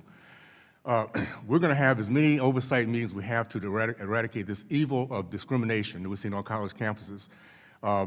We have a dual mission here with this committee, to be the voice of Jewish students who pay good money, $70,000 per year, to be harassed, to be hated, and to be disrespected. The message very simply to college leaders is very simply this: either eradicate this cancer or there will be consequences. This is coming from top down, not bottom up. We're going to make sure we change that. There's been a lot of debate over what constitutes anti-Semitism. I just want to ask real quickly for the leaders here, the college leaders, yes or no? In denying the Jewish people their rights to self-determination, is that anti-Semitism? Yes or no? Start off with. Yes. Yes. Is celebrating violence against Jews with phrases like globalized empata anti-Semitism? Yes or no? As a threat, absolutely, Congressman. And any call to violence against Jewish members of our community is anti-Semitic and against our policies. If it's an incitement to violence, yes, it is. And I agree with your comments. Unfortunately, it's been so normalized, nobody seems to be held accountable for it when this stuff happens, by the way. Just want to make that point. Dr. Groves, are you familiar with Hamad El-Kurd, right? No, I don't know that name. Mohammed El-Kurd? No.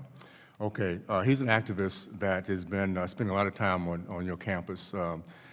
He says Israelis harvest organs of the martyred and they have an unquenchable thirst for Palestinian blood.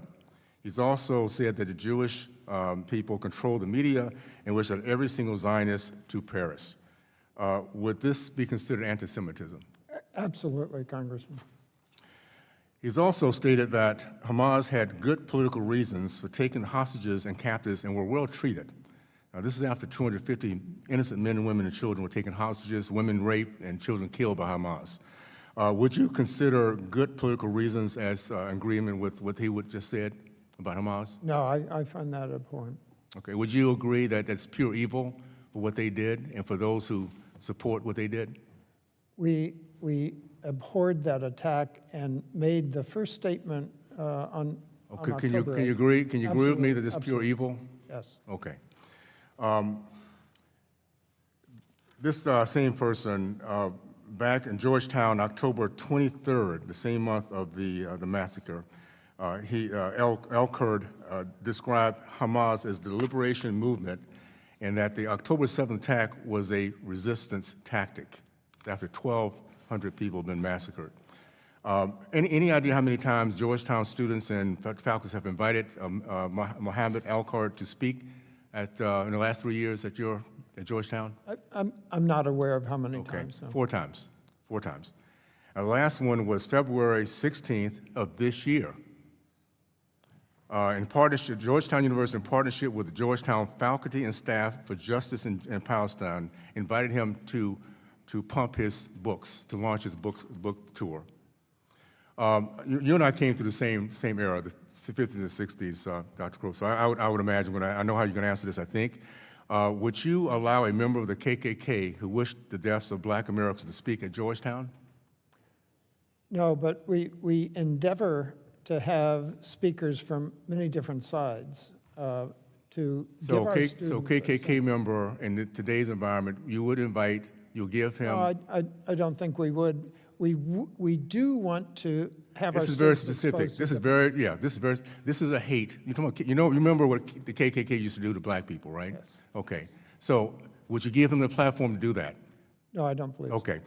Well, to that point, if Georgetown would prevent white KKK bigots on the campus, why would the university, would disallow it? Why would the university allow, by faculty or students, to invite Palestinian anti-Semitic bigots? Because that's what this guy is. I'm about to run out of time. I just want to say this. You have. Your time has expired. Yes, okay. It's time to get this together, and I'm glad. Thank you, Mr. Chairman, for doing what we're doing right now. Appreciate it. I thank the gentleman. I now recognize the gentlelady from Pennsylvania, Ms. Lee. Thank you, Mr. Chairman.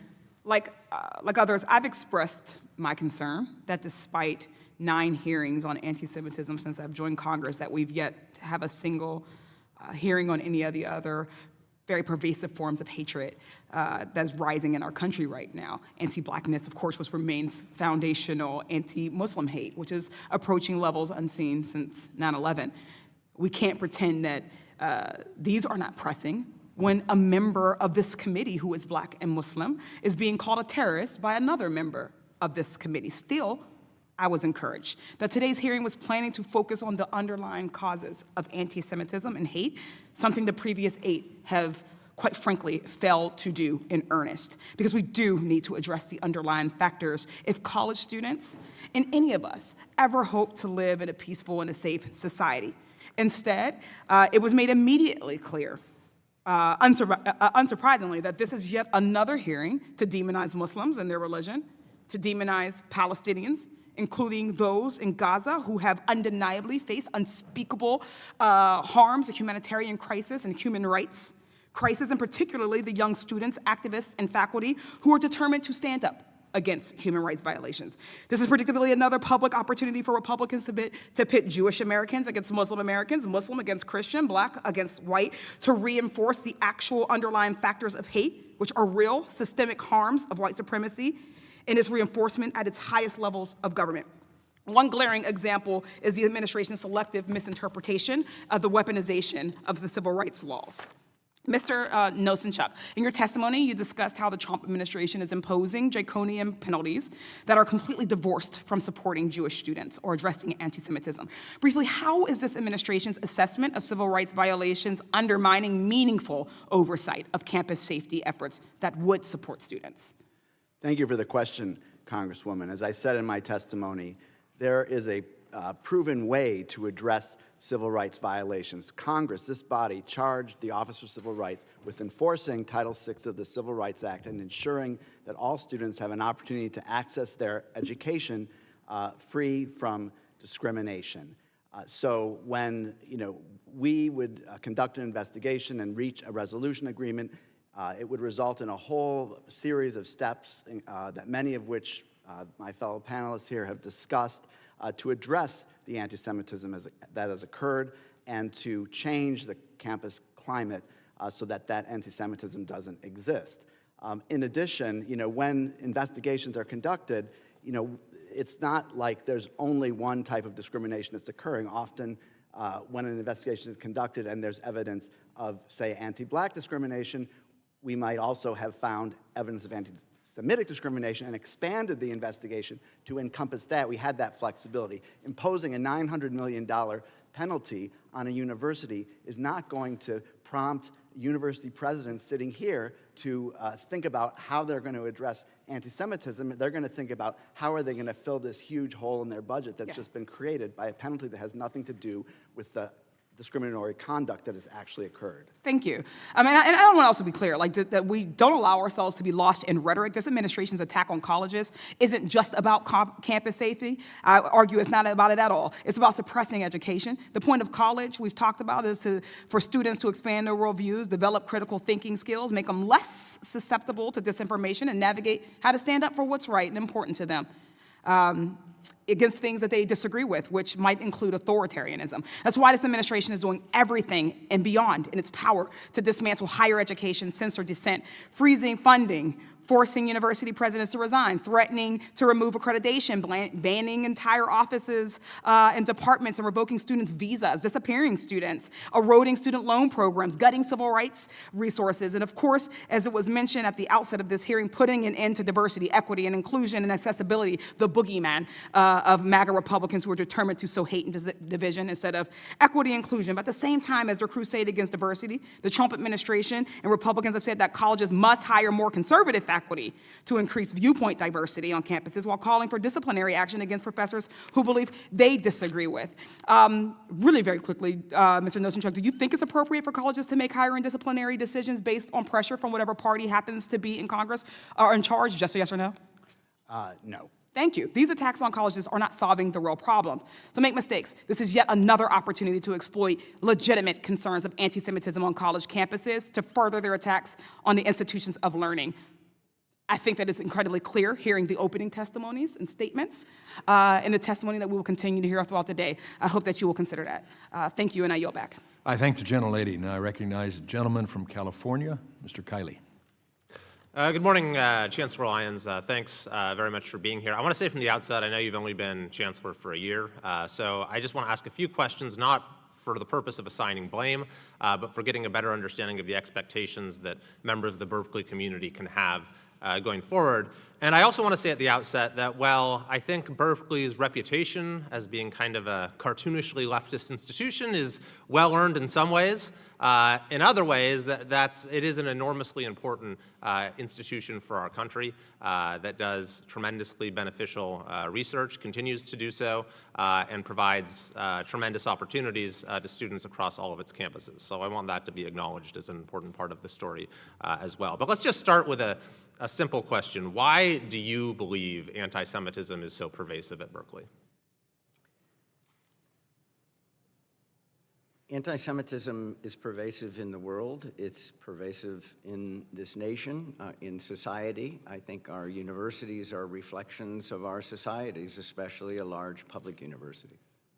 But I think we'd agree that universities have been where the problem is probably most visible, and institutions like Berkeley, among a handful of others, have been the worst offenders in a sense. Why do you think that is? Well, have they been where it's most visible? I think, I'm not sure that it's where they're most present, but I think part of what we do see in universities is there is a freedom to express one's views, even if there's some learning that needs to happen through that process. And I think that's a healthy part of what universities do. So students do express their views. You know, if 200 students express their views on our main plaza called Sproul Plaza, that's 1/5 of 1%. I guess why does it exist at all? I mean, we're talking about not something like littering on campus. You know, this is the world's most retrograde prejudice. It's the prejudice at the heart of the worst crime in human history. Why does this exist at all on your campus? Have you thought about that? What the explanation might be? Well, I think we have to come back to anyone's use of the word anti-Semitism. I mean, if somebody is expressing pro-Palestinian beliefs, that's not necessarily anti-Semitism. But you've acknowledged that there is an anti-Semitism problem that predates October 7th, and there's been a disturbing rise. So I'm asking why. Why do you think that is? I did agree to that. I believe that part of it has to do with geopolitical events and a war in Gaza. Okay, I mean, I'm not sure that's a full explanation, but I do want to move on to a couple other topics. So there were some incidents that were deeply disturbing on your campus, such as a checkpoint at Sather Gate, where Jewish students, their movement was impeded. Would you agree, and I'm not asking you to comment on individual cases, but that going forward, a student or faculty member who physically obstructs the movement of someone on the basis of their race, ethnicity, nationality, religion, that is just an automatically expellable or fireable offense? Going forward, we have a very clear no tolerance rule for blocking, say, their gate for any reason. And I will enforce it, and we have enforced it. I mentioned that in an earlier comment. But if someone does this specifically against a Jewish student or for someone, any other form of identity, I mean, what should the expectation be for what that student's or faculty member's punishment will be? I think there are some things, if someone's convicted of murder, you'd say automatically expellable offense, I'm sure, right? So what's the punishment here? Well, it's an important question. As we in most universities implemented more sharply defined time, place, and manner rules, we also have to think about how are we going to enforce those rules, usually with some kind of what we call tiered response. So the question is this a first offense? Is it a 20th offense? Was it, how extreme was it? So I mean, I've given you a very specific example, though. I don't know if it matters to me whether that's the first or 20th offense. If you're physically stopping someone from getting onto their campus because of who they are, that person should be expelled, shouldn't they? Well, part of it is, were they physically restricting people that were from a different identity group at the same time? There's just a lot of context and facts before somebody could say we need to jump to the point where somebody's getting expelled, and we investigate those. We're very rigorous about our investigations. Yeah, what about the encampment? So we know that your predecessor reached a deal with the encampment organizers, and part of which was to endow this department that's now headed by the wannabe terrorist Magdisi. Would you agree going forward that it's not appropriate to make policy changes in response to demands made by those who are in the process of violating campus rules? I can't second guess my predecessor. The facts and circumstances under which she was leading us at the time, really, I was not in the role as you've pointed out. Going forward, I can speak to that, and that's why you invited me here. And going forward, we, for example, there are certain things that we talk to students about all the time. They make demands. Let's leave ourselves beyond the anti-Semitism question. Is like, do we discuss improving the campus with students? The gentleman's time has expired. need to. I'm sorry, we have to My time move has on. expired. I think that the issue with the encampment was that it clearly violated campus policies, but that was rewarded by the then chancellor by acceding to their demands. And I would hope that that is not going to be the approach taken by Berkeley going forward. I thank the gentleman, and I recognize the gentlelady from Arizona, Ms. Ansari.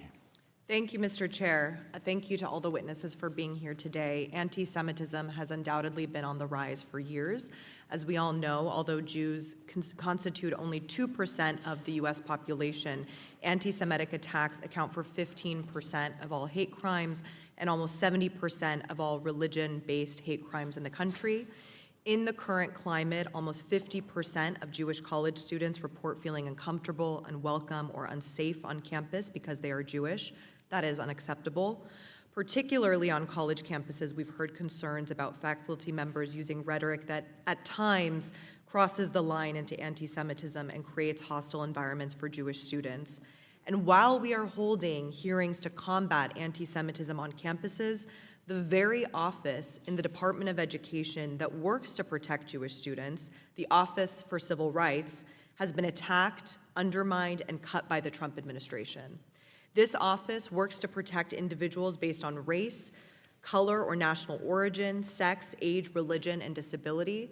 And I would be remiss if I didn't mention that in addition to the sharp rise in anti-Semitism, data shows a very clear rise in Islamophobia as well, especially in recent months, a rise in anti-Asian hate, persistently high rates of bias-motivated crimes against Black communities, and FBI data also shows prejudice against sexual orientation, gender identity, and disability bias.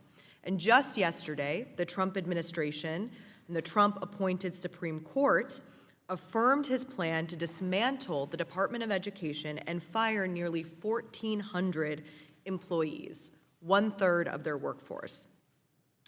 Mr. Nosenchuk, what effect will the decimation of the Department of Education, and especially this Office of Civil Rights, have on efforts to combat college anti-Semitism? Thank you for that question, Congresswoman.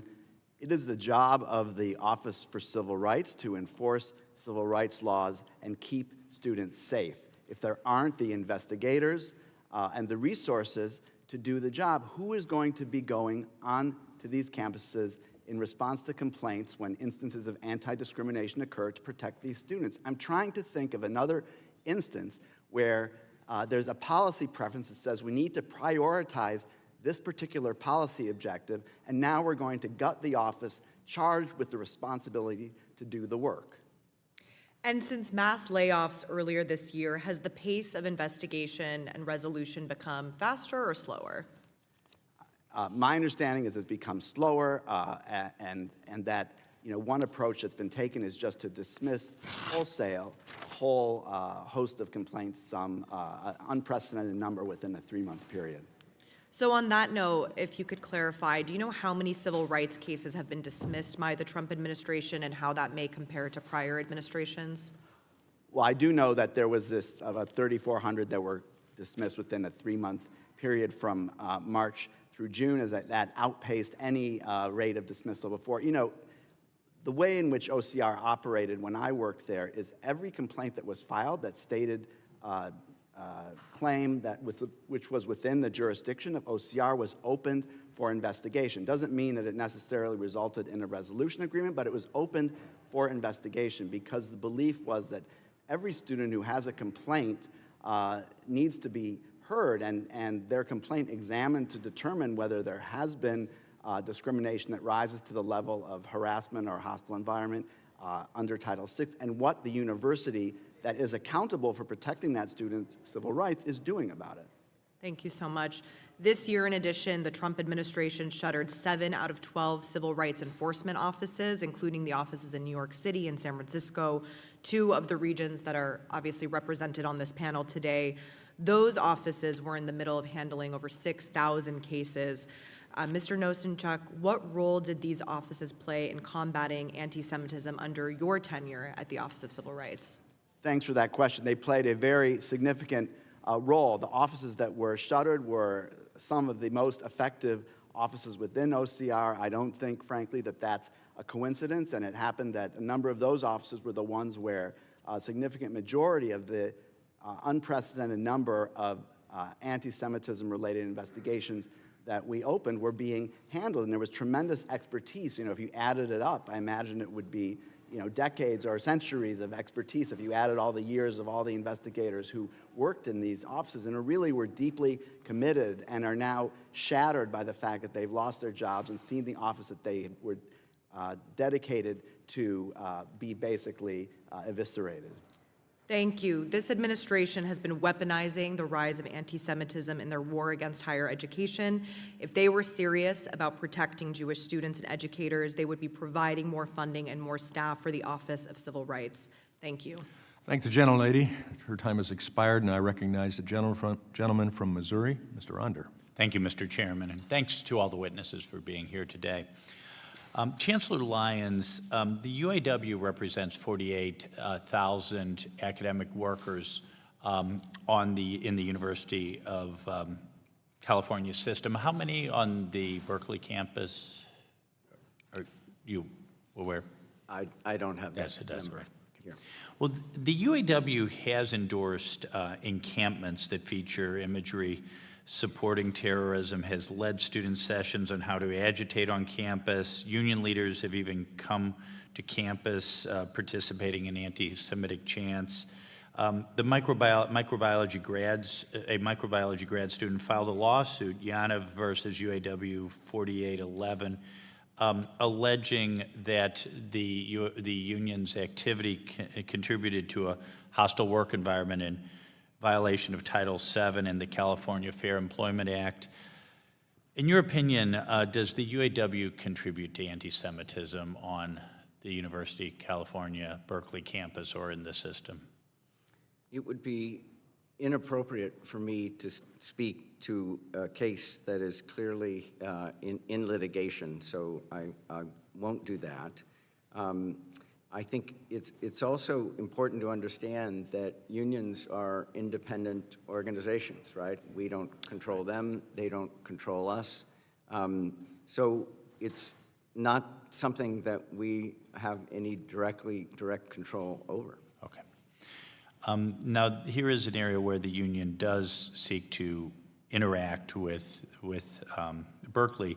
The UC UAW strongly supports BDS, boycott, divest, and sanction, and is looking to impose it on the U of California system. In January and April of 2024, the UAW passed resolutions to that effect. If in the next round of collective bargaining, the UAW demanded a provision that implements BDS, would you counsel for agreeing to such a provision or oppose it? It is the stated policy of the University of California that we do not boycott countries. We have specific rules for when divestment can be considered, and we're very systematic about how we apply those rules. I can speak for myself personally. I would oppose it. Thank you. And it's been reported that the UC UAW prepared a list of members of the UC Board of Regents with Jewish or Israeli ties and targeted them for investigation. What if UAW proposed a provision under which Berkeley and other University of California schools would disclose to the union any grants, donors, programs, or professors with ties to Israel? Would you counsel for agreeing to such a provision? There were some facts on the front end of your question that I take to be true, but I have no information on, so sure. I can't comment on that whatsoever. If they were asking for, in general, we do not provide information to the public or to outside entities like unions, and if it's publicly available, then it's publicly available, they can find it. So in general, we would not provide that kind of information unless there's some legal reason why we needed to. Thank you, thank you. Mr. Groves, so Georgetown has a number of foreign campuses, Jakarta, Florence, London. I was wondering, I found myself wondering, how did the Qatar connection and Qatar campus of Georgetown University come to be? Did Qatar approach Georgetown or vice versa, or how did that work? This happened way before my time, so it's only through oral history that I know the answer. How long has it been? 2005, so that's been 20 years ago. And my understanding is that the vision of the Qatar Foundation at the time was to build a group of Western universities in Doha that would offer Western education to the region, in a vision that Qatar would gradually become a hub for higher education and research. Western-style, Jesuit-style higher education in the Middle East. Thank you. I'm out of time. Thank you very much. I yield back. I thank the gentleman. Now I recognize the gentlelady from Georgia, Ms. McMath. Thank you, Mr. Chair, and thank you to our ranking member, Scott. Thank you to all of you that are witnesses today. We appreciate your time and being here. I also want to thank the students that are watching today, and I want to say again to each and every one of them, I am very sorry to those who have been victims of violent hate crimes at some of our other schools and that have appeared previously before this committee. As a mother of a child, myself, who was killed in a racially motivated shooting, I know what it is like for your family to be attacked solely because of who you are or how you were born. I know how painful it is for those preconceived notions that someone may have, preconceived notions that have nothing to do with the actions you have taken as an individual, for those notions to drive someone's entire view of you or your loved ones as a person. That is the type of dangerous mindset that took my son from me. And I want to remind everyone here how important it is that we engage in good faith to get this right. Anti-Semitism remains a growing threat on campus today, but the actions taken by the majority are not motivated by the rooting out of the evils of anti-Semitism and other forms of hate in American society. These actions today, they're not going to improve the situation.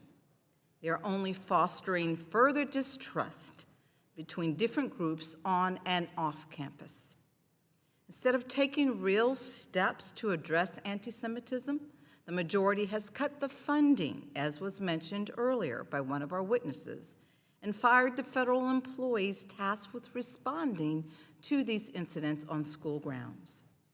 They have paused funding meant to protect synagogues and other Jewish community centers from shootings through the nonprofit security and targeting violence and terrorism prevention grant programs. They have openly defended the actions of violent felons and rabid anti-Semites, criminals that were directly involved in attacking police and killing an officer here at our Capitol on January 6th. When white supremacists marched through the University of Virginia chanting, "Jews will not replace us," the president said that there were very fine people on both sides. These are not the actions of a party or president who is engaging in good faith. In the attempt to explain away one of the oldest forms of hate solely for political gain is truly wrong. It undermines the centuries of interfaith struggle to build bridges and take the difficult but very necessary steps that will bring peace. It cheapens the sacrifice, the contributions of countless everyday people who have lived these realities, who put their reputations on the line and found it within themselves to put those preconceived notions aside, to really try to solve and resolve these differences, not just talk past each other. Fighting anti-Semitism should not be used as a political tool. The work is simply too important. The stakes are just too high. Today, Georgia is home to the largest population in the Deep South, my state. My home state has become a beacon of prosperity for Jewish families, hoping to live together in peace, free from judgment regarding their faith. But it has not always been this way. I live just a few miles from the site of one of the most heinous and violent acts of anti-Semitism in the history of this country, the lynching of Leo Frank. It takes the vigilance from all of us to ensure that the atrocities of the past never repeat themselves. I ask the American people and all those who care about religious freedom in this country, all those who want this country to live up to the promise that all of us were created equal. Please compare what they hear from my Republican colleagues during these hearings to the actions that they take when the cameras aren't rolling. And I yield. Thank the gentlelady. Now I recognize the gentleman from Pennsylvania, Mr. McKenzie. Thank you, Mr. Chairman, and I appreciate the fact that we're continuing our hearings about anti-Semitism in higher education because it continues to be a persistent problem that we see far too often. My first question is for Dr. Lyons. This is the Education and Workforce Committee. We just heard from the last questioner on our side of the aisle about the relationship with the union UAW Local 4811 at the UC system and how they have been engaging in explicitly political activity, demanding divestment from Israel, and you've said that you don't support that. So what guardrails is the university going to put in place to make sure that collective bargaining is not used to push foreign policy demands? I'm not an expert in collective bargaining, but demands can be made. The other side of any negotiation is free to make demands. I think the position of the University of California has been clear and will continue to be clear. The gentleman will suspend.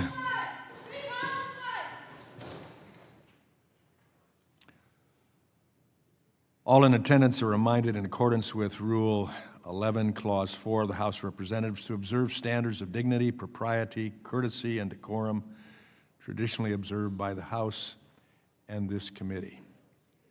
The chair notes that there is this disturbance that takes place, but this committee will continue and will complete its planned hearing. I now recognize the gentleman from Pennsylvania to continue. Well, thank you, Mr. Chairman. And I would just go back to the questioning here. They can certainly make demands, but in a negotiation, if the administration stakes out a very clear position that they will not be accepting of foreign policy considerations being forced into a union negotiation, obviously that would help your leverage in this process and make it less likely that those things would go forward. Is that something that you're going to be willing to do? I just want to double underscore that the University of California position is that we will not be boycotting Israel or any country. That is my understanding of an already well-stated and clarified position. In any event, I can speak for myself, which is all I can speak for in response to your question, and the answer is yes, that position is that we should not go in that direction. Thank you. Next, I'll go to Dr. Matos Rodriguez. And this is relating to the unions that are representing some of your faculty and staff on your campus. We have heard, and there was a Wall Street Journal opinion article just from last week, how labor unions are feeding the anti-Semitism on campus. And the unfortunate incidents where members of the faculty and staff from Israel, to gain the representation that they seek in a union, are being forced to sign up with a union that holds explicitly anti-Israel positions. And so I would like to understand what you might be willing to do to help those faculty and staff because of that exclusive representation provision. How do they accurately express their views in a college setting and make sure that the union, who is their representative, is not running counter to their own interests? Thank you for your question. Our first responsibility is to make sure that in our campuses, the freedom to express your opinion is preserved, and individuals might have different perspectives as the ones that you commented in your question need to be. Suspend. Time of.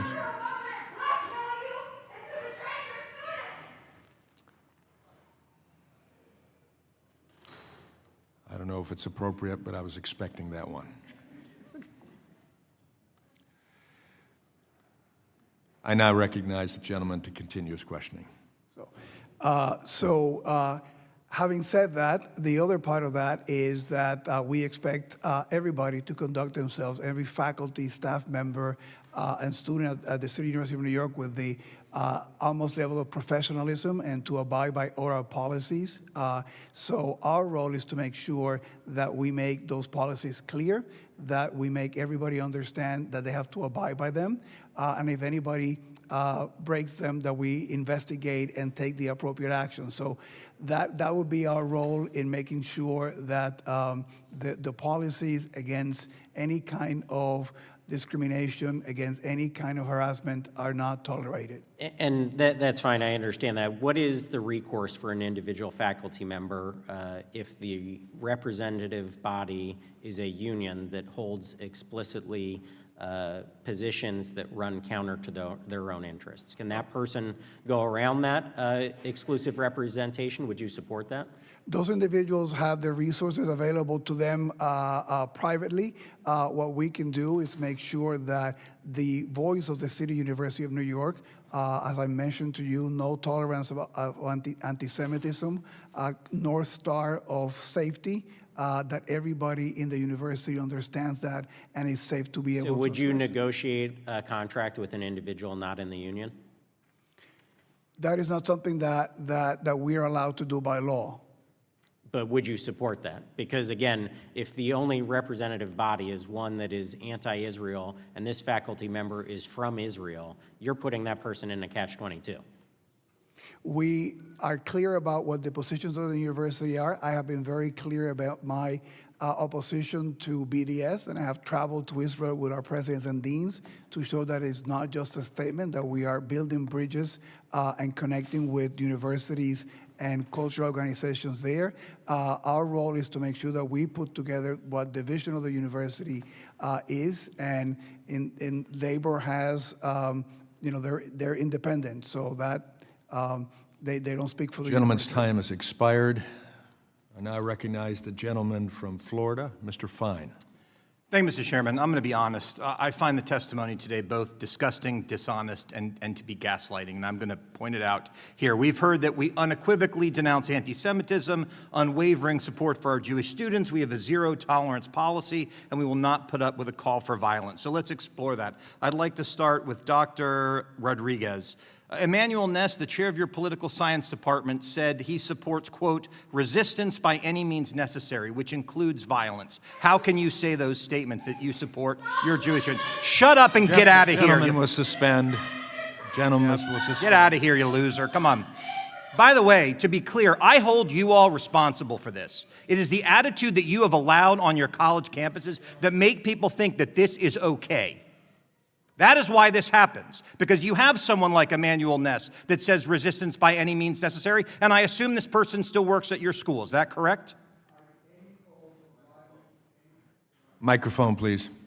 Any call for violence against Jewish members of our community is entirely unacceptable. So why does this person still work there? Any individual or faculty that has a complaint of breaking our rules, we will investigate them and take the appropriate disciplinary action if warranted. Corinna Mullen at John Jay College said, after October 7th, the right of Palestinian armed resistance is just, and just last month was filmed chanting, up, up, up with freedom, down, down, down with Zionist scum. This is a professor that teaches your Jewish students. How can you say you have an unwavering zero-tolerance policy when this person teaches at your school? Again, I believe that that faculty member is no longer teaching with the university.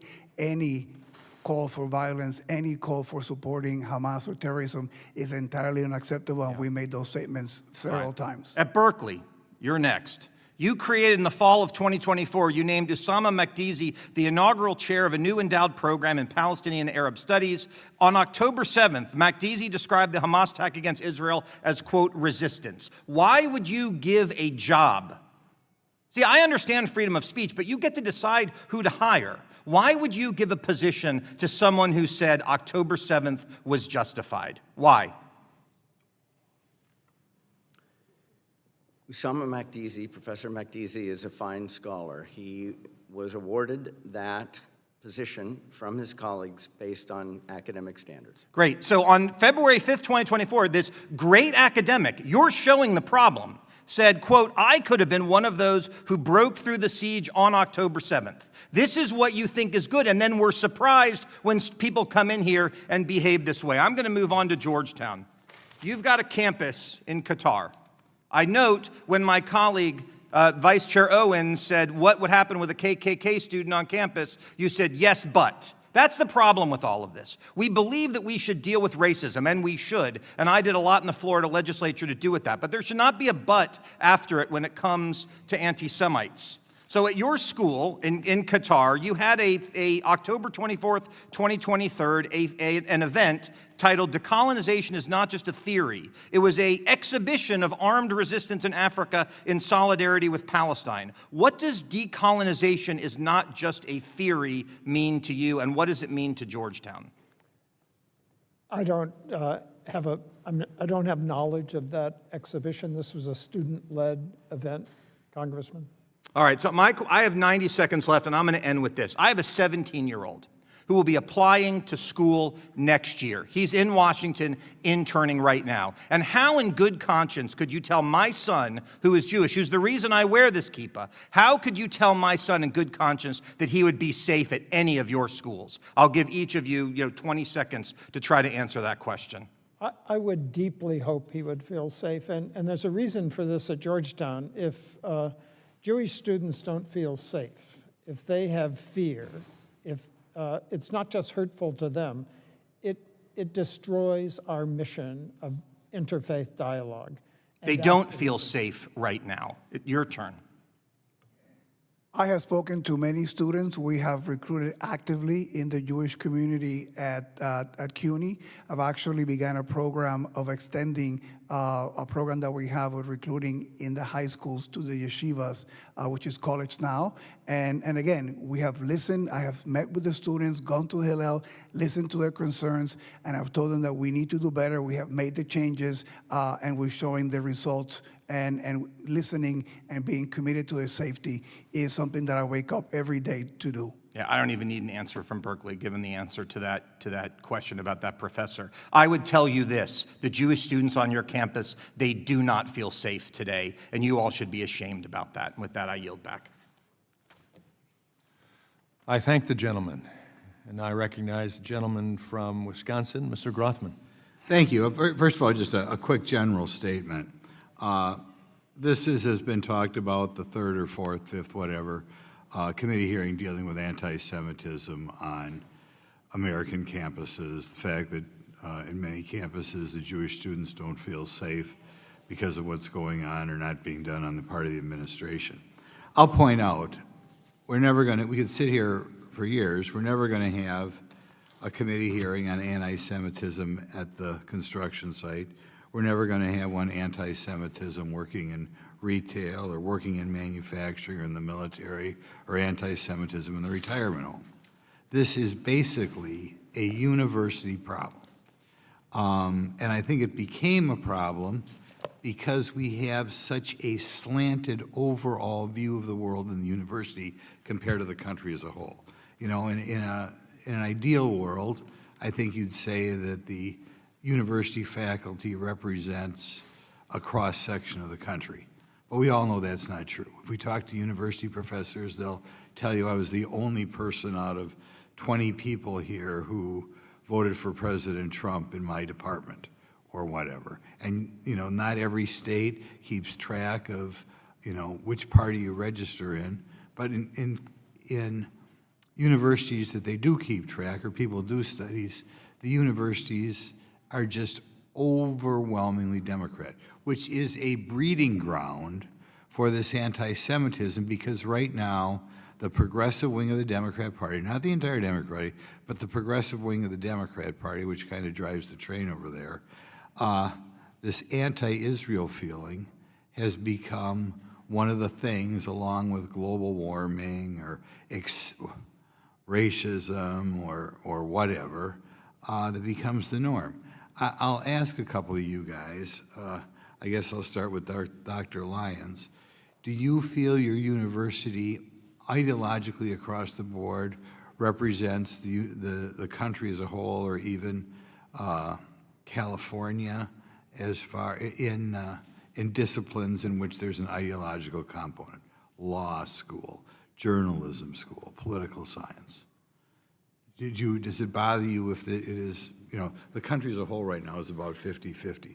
Does it bother you that you do not, that I assume, like most college campuses, your student body and your faculty, especially your faculty, don't even remotely represent America? Ideological or political considerations are not conditions for employment at UC Berkeley. That's true. No, the question is, if we were talking about affirmative action and you had 8,000 faculty and 5 were black, you would say that's a problem. Now, given that everybody brings a certain ideology to their job, particularly if you're teaching students, that is a problem if it doesn't represent America. I mean, I've been doing this for over 20 years, a politician back home and here. Again and again and again, I hear from college students who can't say what's on their mind in an essay or whatever because they know the teacher will give them a bad grade, or feel the teacher will give them a bad grade if you didn't give the progressive viewpoint of the world. Does this bother you, and do you think this is any of the problem? We'll ask you, Dr. Well, your statement about getting a bad grade because of Does it bother you? Does it Yeah, bother you it that your, bothers does it me bother you deeply. that your faculty does not remotely represent America? It What is bothers me- disproportionately not only Democrat, but progressive Democrat, which is where this idea that anti-Israel is the thing to be come from. That's where it comes from, the progressive left. And way disproportionately, your faculty also comes from the progressive left. That's why these people get away with this and think it's normal. What bothers me, Congressman, is anything that interrupts a dialogue across different intellectual positions. So it doesn't bother you if 95% of your faculty in disciplines that have an ideological component are progressive Democrats? Not if we have a thriving Oh, good. dialogue. Okay, across Mr. different- Rodriguez, what do you think about that? Well, we have about 20,000 faculty members of the City University of New York, and they are a diverse group of. Do they of faculty represent, members. do they even remotely represent America as a whole? I have no way of knowing You that. must have idea, when you walk around campus and it was a week going to the last election, were there robust debates in which half the people were for Trump? Of course not. You're very, very skewed faculty, which is where this whole problem comes from. Do you acknowledge that your faculty does not ideologically Gentlemen, to finish represent the America? question as quickly as possible. Again, we have a large number of faculty, and they represent diverse points of view, diverse political viewpoint all across the City University of New York. If I ask you to name. The gentleman's time has expired. Thank you for being friendly. He yields back. I now recognize the gentlelady from Minnesota, Ms. Omar. Thank you, Chairman. It seems that the majority on this committee is eager to continue enabling this administration's repressive agenda. President Trump's attack on civil liberties and academic freedom are well documented. While Republicans continue their charade, new information about the Trump administration's policy of ideological deportations is coming to light. Last week, a senior ICE official testified in court that the agency is using the website Canary Mission to target students for deportation. Canary Mission is an anonymous site that blacklists and doxes individuals, charging them with anti-Semitism through little evidence or zero due process. It has long been criticized for its McCarthyism tactics that surveil students, repress speech, and instill a culture of fear across campuses. This is a site that reframes attending an anti-war protest as supporting pro-Hamas rally. It is not known who runs this site, but the agenda is clear: pro-Palestinian advocacy cannot be tolerated. And now this ideological agenda has a direct line to state power. Let's recall the high-profile case of student Romeza Ozturk, who was illegally detained by ICE and held for 6 weeks after writing an op-ed in support of Palestine. Curiously, that op-ed was published entirely a year before ICE chose to target her.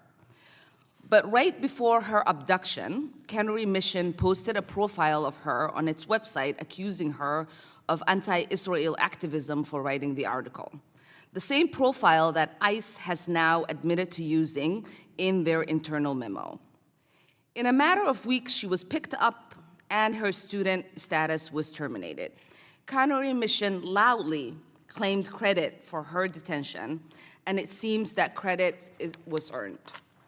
This shameless authoritarian display of weaponizing a blacklist to crack down on political speech and detain academics is a page directly out of the McCarthy playbook.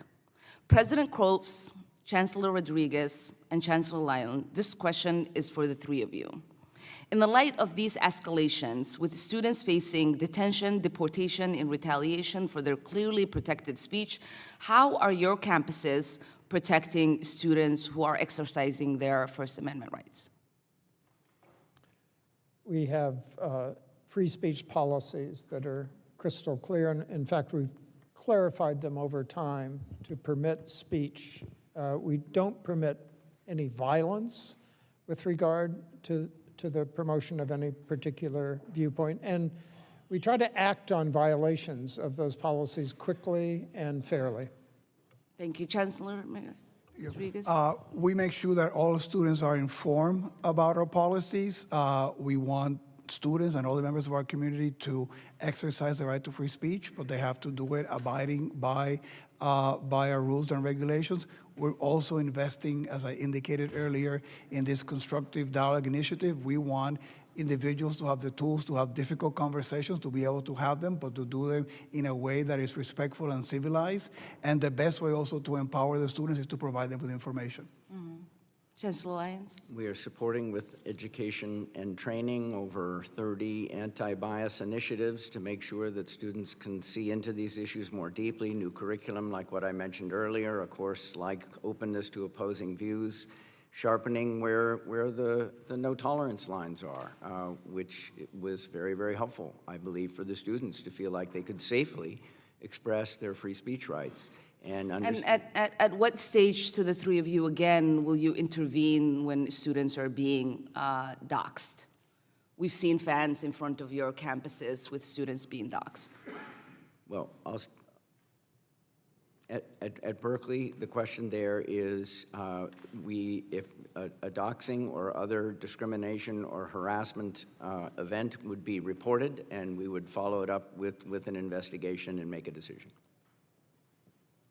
And we have a webpage that we indicate to members of the community as a resource for the different things that can be done if someone is a subject of doxing. Reports of doxing are acted on quite quickly and investigated. Appreciate that. Thank you, and I yield back. I thank the gentlelady. I now recognize the gentleman from North Carolina, Mr. Harris. Thank you, Mr. Chairman, and I thank all of you for your time and your patience and being in the panel. I appreciate your written testimonies and had an opportunity to review those as well as hear you today.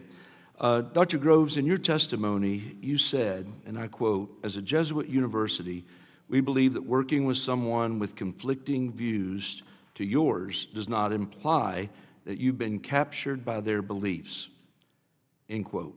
And I agree with that statement. Unfortunately, it seems that some at Georgetown have been captured by the beliefs of some ideologies that are at odds with Georgetown's Catholic and Jesuit mission. In fact, it looks like you are celebrating ideas that are in direct opposition to those values. Earlier this year, you awarded a medal to Sheikha Moza bint Nasser, the mother of Qatar's Emir and chair of the Qatar Foundation. Yet months prior to giving this award, Sheikha Moza had posted on social media comments praising the October 7th attack on Israel. She praised the mastermind of the October 7th attack, Yahya Sinwar, saying, quote, "The name Yahya means the one who lives. They thought him dead, but he lives," end quote. And she added, apparently referring to Israel, quote, "He will live on, and they will be gone," end quote. I have to ask, why did you give a medal to someone who had made such anti-Semitic comments and represents a government that supports a U.S. designated terror organization like Hamas? Well, thank you. Thank you for the question. The award to Sheikha Moza was given for her work, decades-long work, for educating, getting access to education to the poorest children around the world. At this point, there are 22 million children in the world that would not have had access to education without her work. It was for that work that we honored her. Okay, and I hear that, but you also said at the award ceremony that the medal, quote, "is reserved for individuals whose contributions reflect the university's deepest commitments," end quote. Is the destruction of Israel something Georgetown would support? The deepest commitments of Georgetown stem from our Jesuit heritage of educating youth around the world, and she amplified, she's a great example of that through her work over the decades. But I'll repeat the question. Is the destruction of Israel something Georgetown would support? I don't support that tweet. That tweet is not consistent with Georgetown policy. We honored her for her decades of work in access to education to the poorest children of the world. Okay, if her remarks don't reflect the university's deepest commitments, would you consider revoking the medal? We will not revoke the medal because the reason for the medal remains true. Her decades-long work in educating the poorest children of the world. 22 million children having education that they wouldn't have had without her work. Chancellor Matos Rodriguez, a Jewish student withdrew from Brooklyn College after her professors repeatedly described Jews as white oppressors.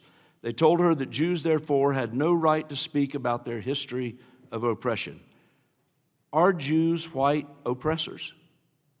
I do not share that belief. I find the commentary entirely unacceptable, and I also find deeply disturbing that a student that was accepted to one of our schools felt that needed to do something like a transfer because of that.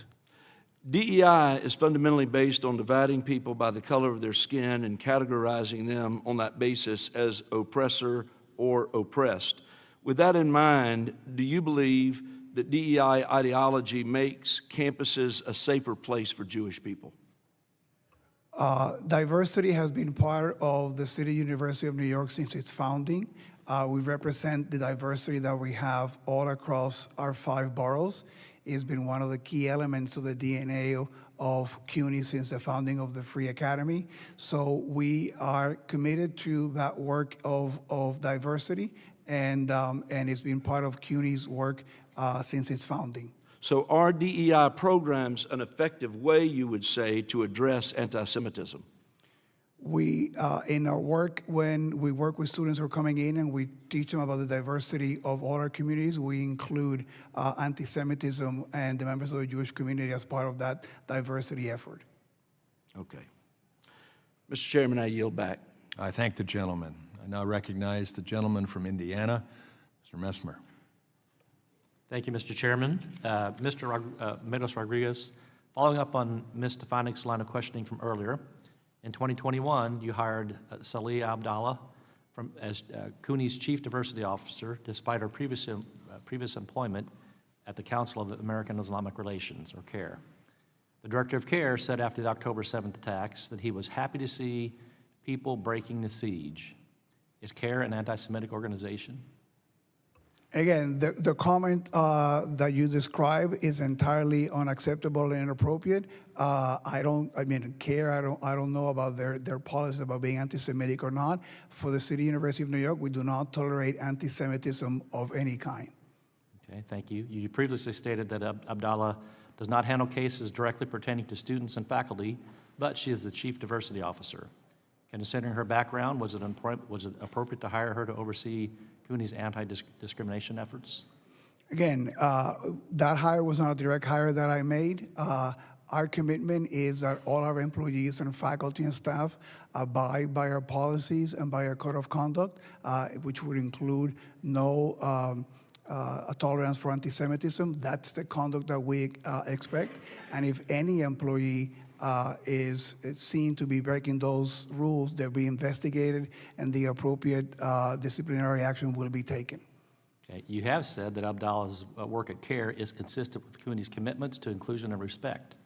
Do you remain confident that she can objectively investigate anti-Semitism at CUNY? We have had no complaints with that employee. And again, as I said before, our commitment is if any member of the CUNY community, faculty, staff, or student violates our policies, violates our code of conduct, we will investigate. We've done it, and we've taken action. Has she been removed from any anti-Semitism investigations at this point? Again, there was one case in which, in the petition by an individual involved, suggested, and we accommodate that individual. Okay. Chancellor, earlier you said that only 3 of the 7 students were disciplined at CUNY for their participation in an encampment. Why were only 3 disciplined, and what kind of discipline did they receive? Again, I cannot speak to the specific cases of discipline. We work with the district attorney's office in that case. One of the things, and they were individuals that were engaged in breaking into the administrative building at City College. As I indicated before in my testimony, the experience of that encampment is one that we've taken to heart.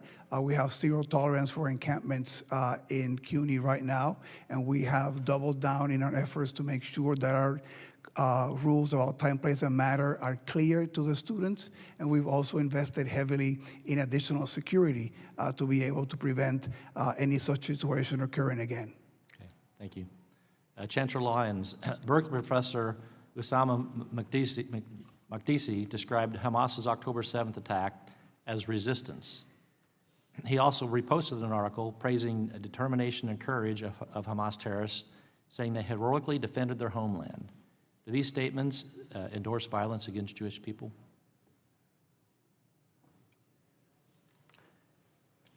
I cannot speak to the specific elements of that.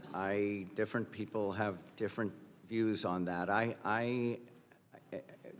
Any call to violence or repeat of the horrific violence of October 7, in my perspective, is objectionable and unacceptable. So those that would view those remarks that way would have to take it the same way. They are unobjectionable and arguably a call to violence.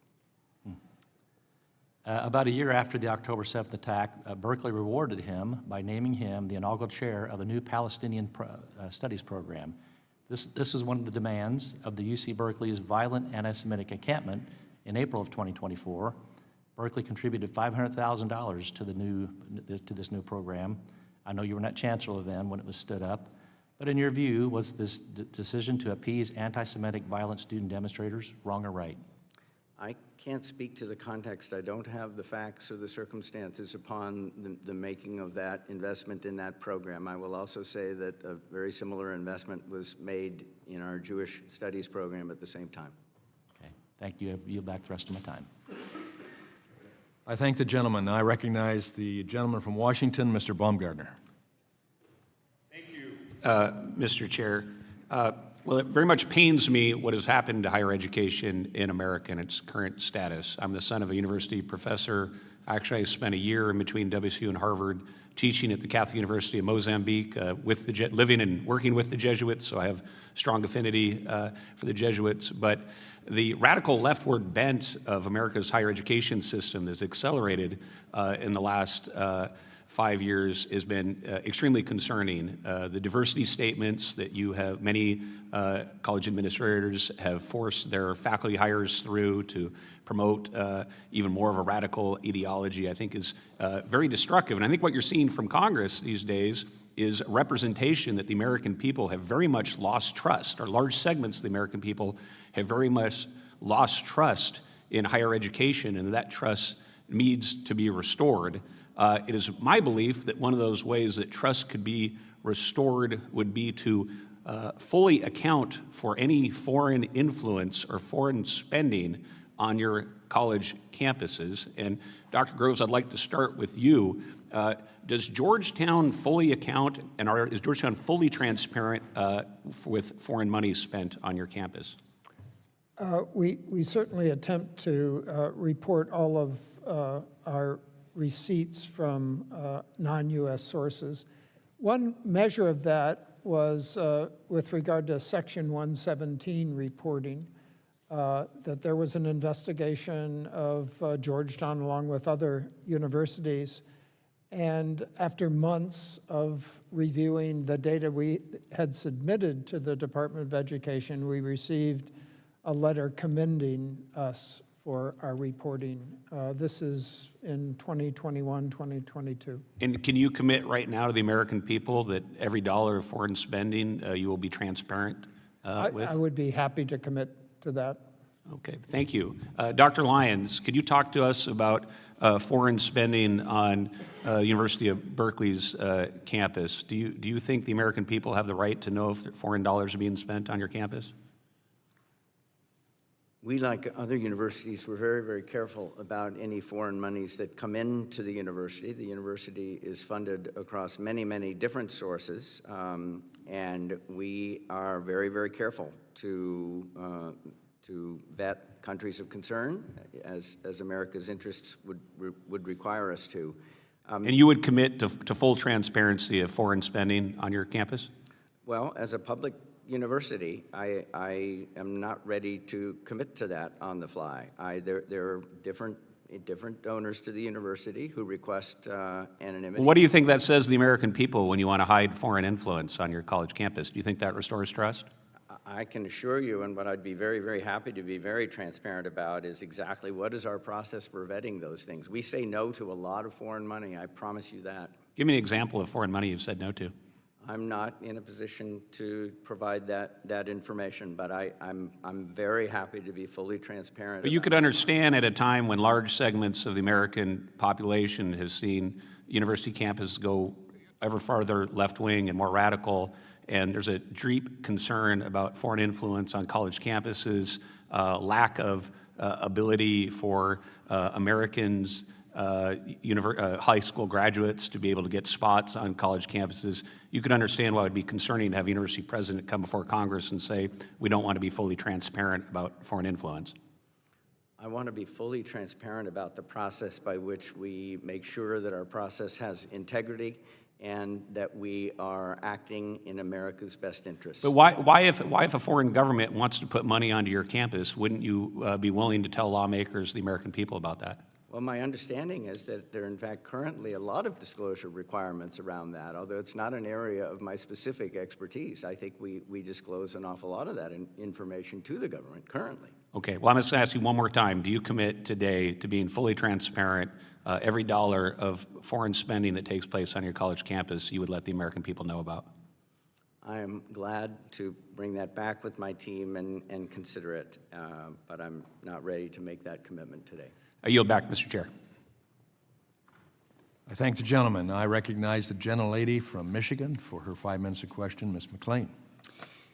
Thank you, and thank you all for being here today. Thank you, Mr. Chairman, for holding this hearing. I want to start with you, Dr. Lyons.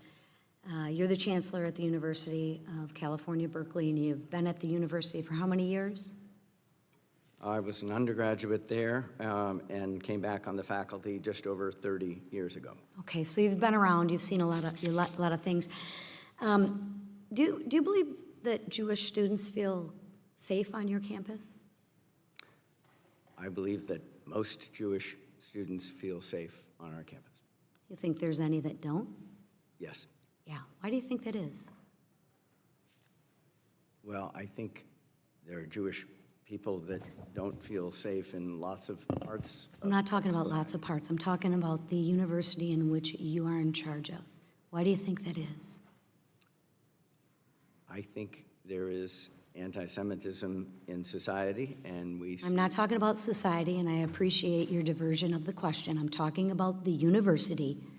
So why do you think Jewish students don't feel safe at your university in which you're in charge of? Just curious. Well, I think part of safety for most people is, some of it is physical, some of it is more emotional, and am I being harassed, but not necessarily being confronted with potential violence. So I've admitted already there is anti-Semitism on campus, and I think that and I'm asking a simple question. Why do you think that is? And we've spent almost 30 seconds you avoiding the question. Well, I do believe that public universities are reflections of society, and I believe that the anti-Semitism on society is present on our campus. Do you believe you can influence the direction and how people feel on your university? Do you have any influence on that? Do you believe the actions that you or your staff or faculty members take have influence on that? Yes. I would agree. Are you committed to taking the action to making sure that all Jewish students, as well as all students, feel safe on your campus? I am committing to striving to reach that goal, correct. Wonderful. Okay. So just quickly, if a black student's home was vandalized with a noose and racist graffiti, and a note was left saying that you're next. Would you consider that an example of racism or discrimination? On its face, personally, yes. Wonderful. Well, in December of 2023, while you were a senior executive there, a Jewish student's home was robbed, and a note was left saying, F you. They wrote out the real word. Free Palestine, from the river to the sea. You think that's helpful for the Jewish students? No. No. What action did Berkeley take? I believe that was predated my time, but what I can say It is predated your time as chancellor, but you were there as a senior executive. well, I don't know this for a fact sitting here, but I am almost sure that that was reported and that was investigated, and And what was the result? it is hard. I mean, it's great that we report it and we investigate it, but you notice the one thing that's missing is like the result. Okay, we're gonna, all right. In your testimony, you rightly acknowledged Hamas's invasion of Israel as a terrorist attack. Dr. Makadi, a professor of history at Berkeley University, on the other hand, said, I could have been one of those people who broke through on the siege on October 7th. What do you think he meant by that? I can't speak to. I know, but not you're a in- pretty intelligent man, or at least come off as a pretty intelligent man. What do you think he meant by that? I'm not. Put yourself in a Jewish student's, Look, I think I want to separate the phrase from the person. If I heard some other person. We can't separate the phrase from the person because of this professor who works at the university in which you are in charge of. So as much as we want to separate it and dance around it, let's not, because the person that works at your university said this. So I would like to know, because you're so educated, and you are, and you tout yourself at that, and you've earned that, what do you think the professor meant?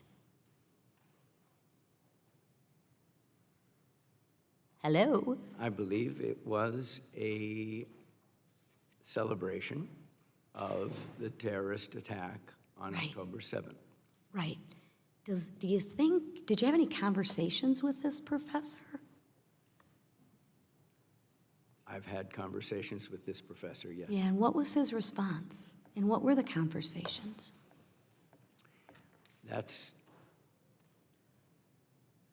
He's a fine scholar, and That's a fine scholar that spews hate, and the people who pay, the students, don't feel safe. That's great, he's a fine scholar. I'm sure there's a lot of murderers in prison that are fine people too, fine scholars. But they do some pretty nefarious and heinous acts. So you want to explain what the conversation was? Lady's time has expired. Saved by the bell. Thank you, Mr. Chairman. I thank the gentlelady. Now I recognize the ranking member of the committee, Mr. Scott from Virginia. Thank you, Mr. Chairman. Mr. Nosenchuk, we've had a lot of comments entered into the record, complaints and comments with no indication of the resolution or status of an investigation. What's wrong with drawing conclusions, just having one side, just having heard the complaint? Thank you for the question, Congressman Scott. What's wrong with that is that the investigation hasn't been completed. You know, there is such a thing as due process, and there's such a thing as process. And both of those need to be observed so that everyone involved in a particular investigation has their views and or perspectives heard, and then the evidence can be evaluated and a determination can be made as to whether, you know, in the case of a Title VI violation, the criteria for harassment or hostile environment have been met. Now, Title VI has a process starting with a complaint, an investigation, an opportunity to cure, and then a sanction if it's not successful. What's wrong with imposing a sanction in the beginning, like withholding funds or something like that, before the investigation has even taken place? Thank you for the question. What's wrong with that is, first of all, it prejudges the situation, it preempts the long-established processes. As I said in my testimony today, previous administrations, including the first Trump administration, have adhered to these processes in order to hold universities responsible for Title VI violations. And in addition to that, taking huge amounts of funds away ultimately, hurts the very students who it's supposed to help, and depletes the university of resources that it could use to address issues like rising anti-Semitism on campus. And this focus, we've been focusing on anti-Semitism alone, none of the other forms of hate. What's wrong with that? Well, we are living in a time of increased hate and prejudice and bigotry of all types. Many of the investigations that OCR resolved involving anti-Semitic discrimination also included instances of anti-Arab, anti-Muslim, anti-Palestinian discrimination, race discrimination. The fact of the matter is that if a university is falling short in its responsibilities to protect one group, there's certainly the possibility that their policies and procedures and responses are inadequate to protect other groups. Thank you. Dr. Groves, we've heard a lot about foreign influence. Can you tell me what influence your university has had on the culture in Qatar? We're very proud of our mission in Qatar. It's completely consistent with the Jesuit animation of working at the frontiers, of serving groups that are not served easily in Washington. So we are giving a curriculum that's precisely the same as the curriculum we give in our DC campus, but we're giving it to students who represent 80 different countries of the world.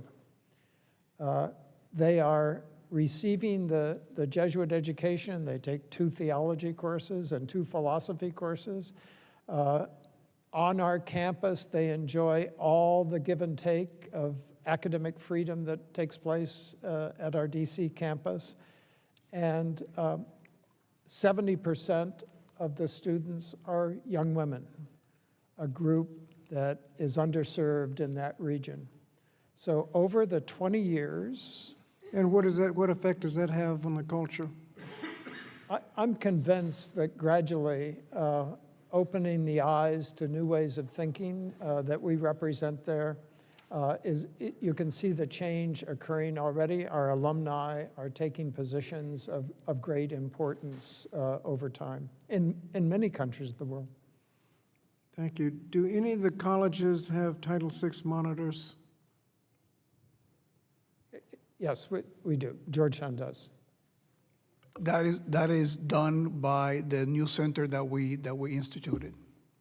Okay. Dr. Yes, Lyons? Berkeley does. And what is, well, I guess I'm out of time. Thank you. Why are you worried about being out of time? Well, Nobody else is. I'm trying to. That's why I like my ranking member. And I recognize now the gentlelady from Illinois, Ms. Miller.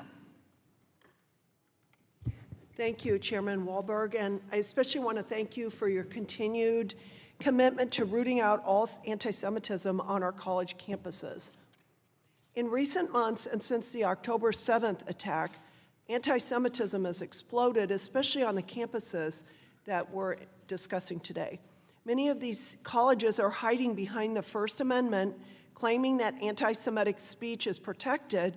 However, Title VI of the Civil Rights Act specifically prohibits harassment that creates a hostile work and learning environment on any campus that receives federal funding. Sadly, dozens of anti-Semitic incidents have occurred in my home state of Illinois at Northwestern University, DePaul University, and the University of Illinois Urbana-Champaign. This committee has taken the lead on addressing anti-Semitism on college campuses, all to ensure that Jewish students and faculty are protected. We will continue to hold every college accountable for anti-Semitic rhetoric and acts of violence on their campuses because this hateful ideology has no place in America. So Chancellor Matos Rodriguez, a professor at the CUNY Graduate Center, Sodia Tor, referred to the terrorist group Hamas as resistance fighters. Secondly, a professor at Brooklyn College, Emmanuel Ness, has said the Zionists are Nazis.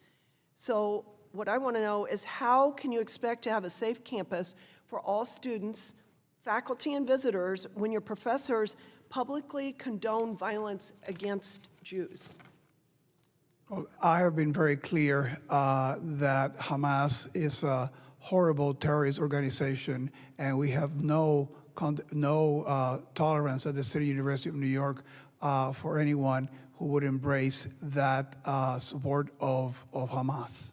So in light of having no tolerance, does that mean that these professors were dismissed then? And I don't know the first case of the professor. Let me just tell you that I clearly condemn the statements, and it's been my testimony here and our practice that if any member of the City University community violates our policies and our code of conduct, we will conduct an investigation, and if discipline is warranted, we will take it, and we will not hesitate to do that, and we have done so. Is this the first you're hearing about these two professors? I am not familiar with the first. The second one I'm familiar with. Was there a hearing and an investigation? And I am not familiar with the comments that you made, which, as I mentioned to you, I find entirely, reputable. But my commitment has always been, and our policy is, that if those things come to our attention, they will be investigated and action will be taken. Well, now that it's brought to your attention, I trust that you're going to go back and there will be an investigation and consequences. One thing I learned when I raised my children, you could say whatever you want, but if there aren't consequences, the behavior will not change. Dr. Lyons, in February, the Gender and Women's Study Department at UC Berkeley hosted an event entitled Feminist and Queer Solidarities with Palestine. During the event, speakers repeatedly denied that Israeli women were gang raped by Hamas terrorists on October 7, 2023, and argued that Israel was weaponizing feminism. So I want to know, why was this event ever allowed on UC Berkeley's campus? This was an online event, and it was an event that was pulling together faculty. It was organized by one of our fine faculty, a full professor, and we knew that the ideas might be controversial. We did not know exactly what people were saying. It was a legitimate event. I did not prevent it from happening because I felt that keeping the marketplace for ideas open was really important in this instance. Well, you called the faculty a fine person or whatever, and this is what they said. So was there has there been any other kind of investigation into this professor?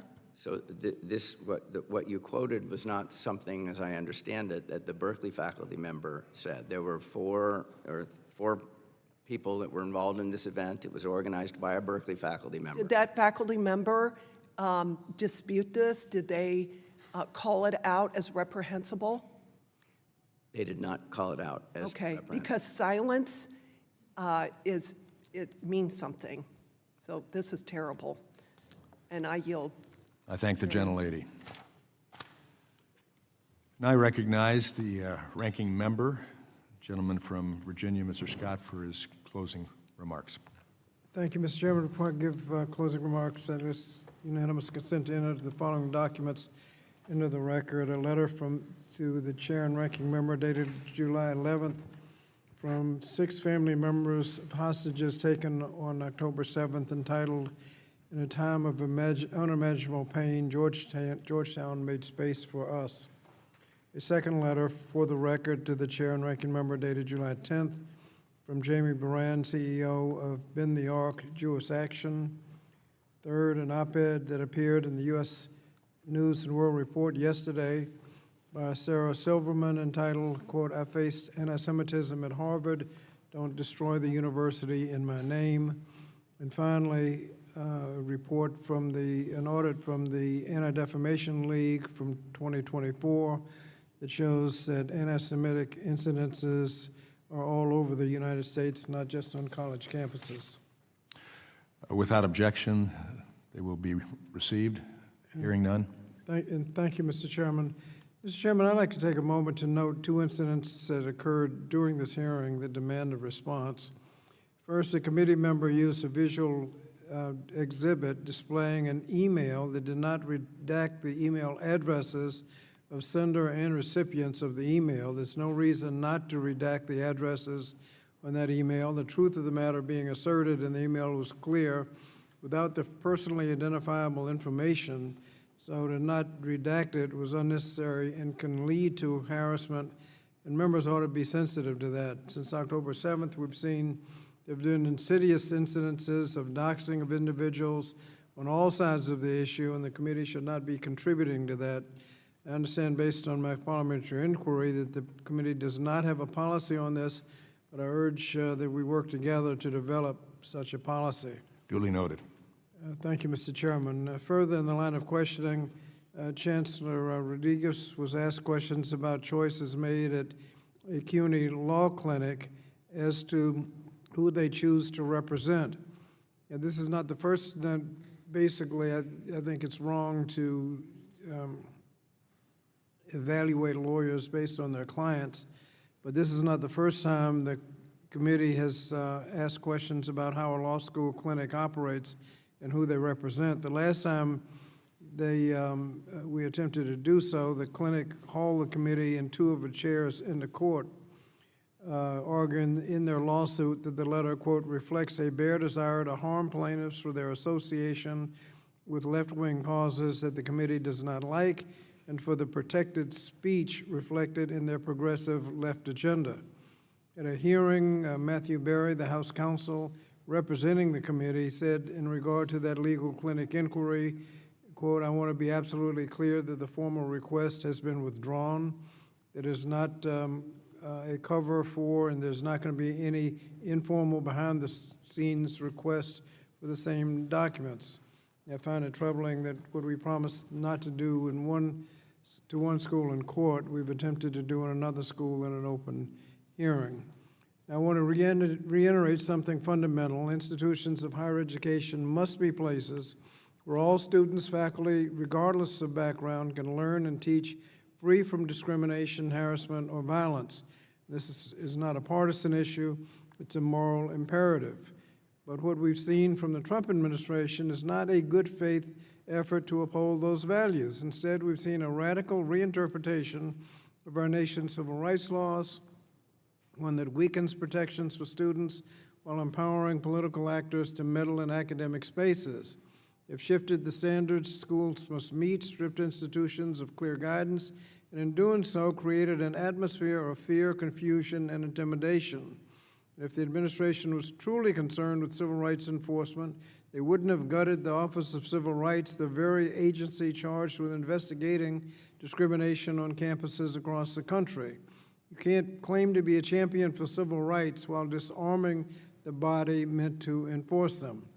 Now, we need to be honest about what's happening. The Trump administration is destabilizing higher education itself, eroding trust, silencing dissent, and undermining universities' ability to promote diversity and critical inquiry, while at the same time sabotaging the Office of Civil Rights. Who suffers most from this strategy? It's the students, Jewish and non-Jewish, marginalized and unrepresented.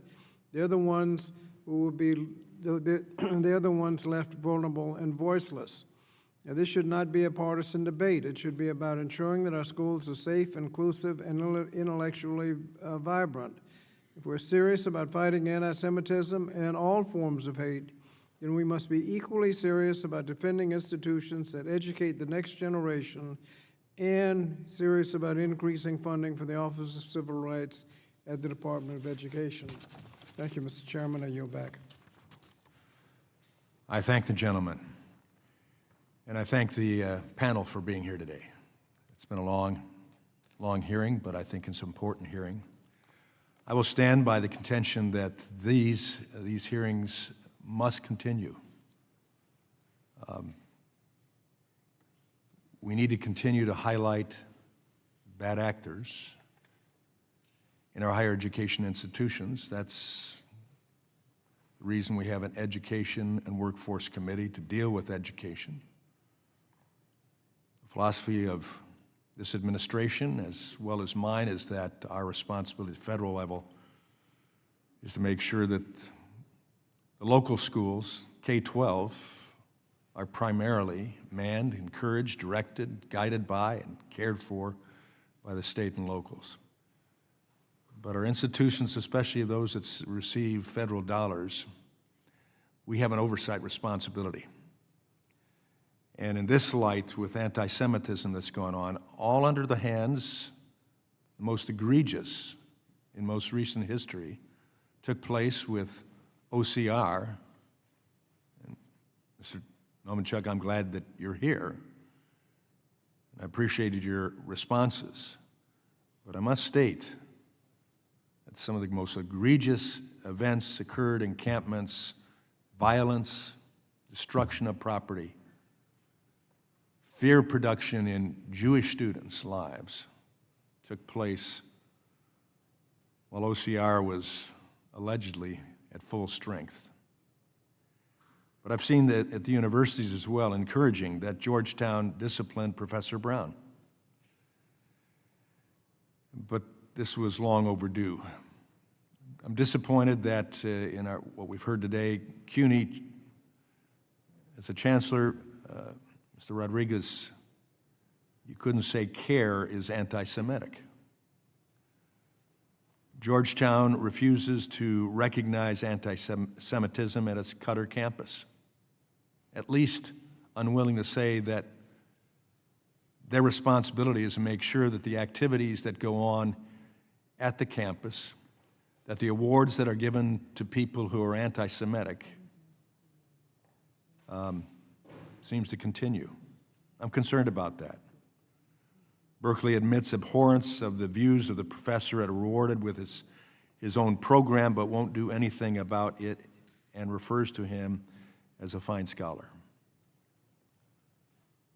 That's something I could not refer to him when he misses a moral issue of humanity.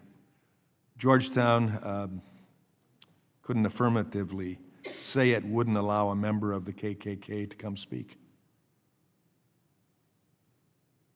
CUNY severely underrepresented the number of anti-Semitism complaints received. So those are concerns that we still have. I express appreciation for the statements that each of you have made about attempting to do better, to push back on anti-Semitism. I express appreciation sincerely for that. I hope that other institutions that watch this hearing are enlightened of the fact that that's expected of them as well. We also know that there are hundreds of higher ed institutions all across this country who have none of this anti-Semitism in a virulent nature evidenced on their campuses. They're still humans on the campuses, we get that. But we have to end this. And then I would also add that our concern is that as students leave these campuses with the experience of anti-Semitism, and faculty members that are indoctrinating them in that direction, that our K-12 students are in danger next. And that's what our states will have to face as they come to understand that this is something that can be experienced and accepted if we're not careful. So I say we ought to have these hearings. And we'll have plenty of other hearings as well on other issues and topics. But I would contend as well that anti-Semitism is also available to express anti-Americanism as well.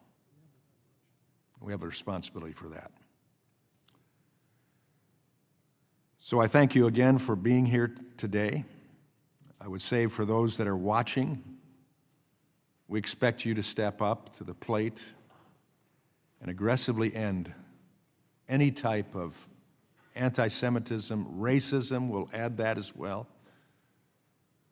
Islamophobia, or anything else, to make sure that we have diverse campuses, but they promote education that refines, builds up, and is secure for all students on campus.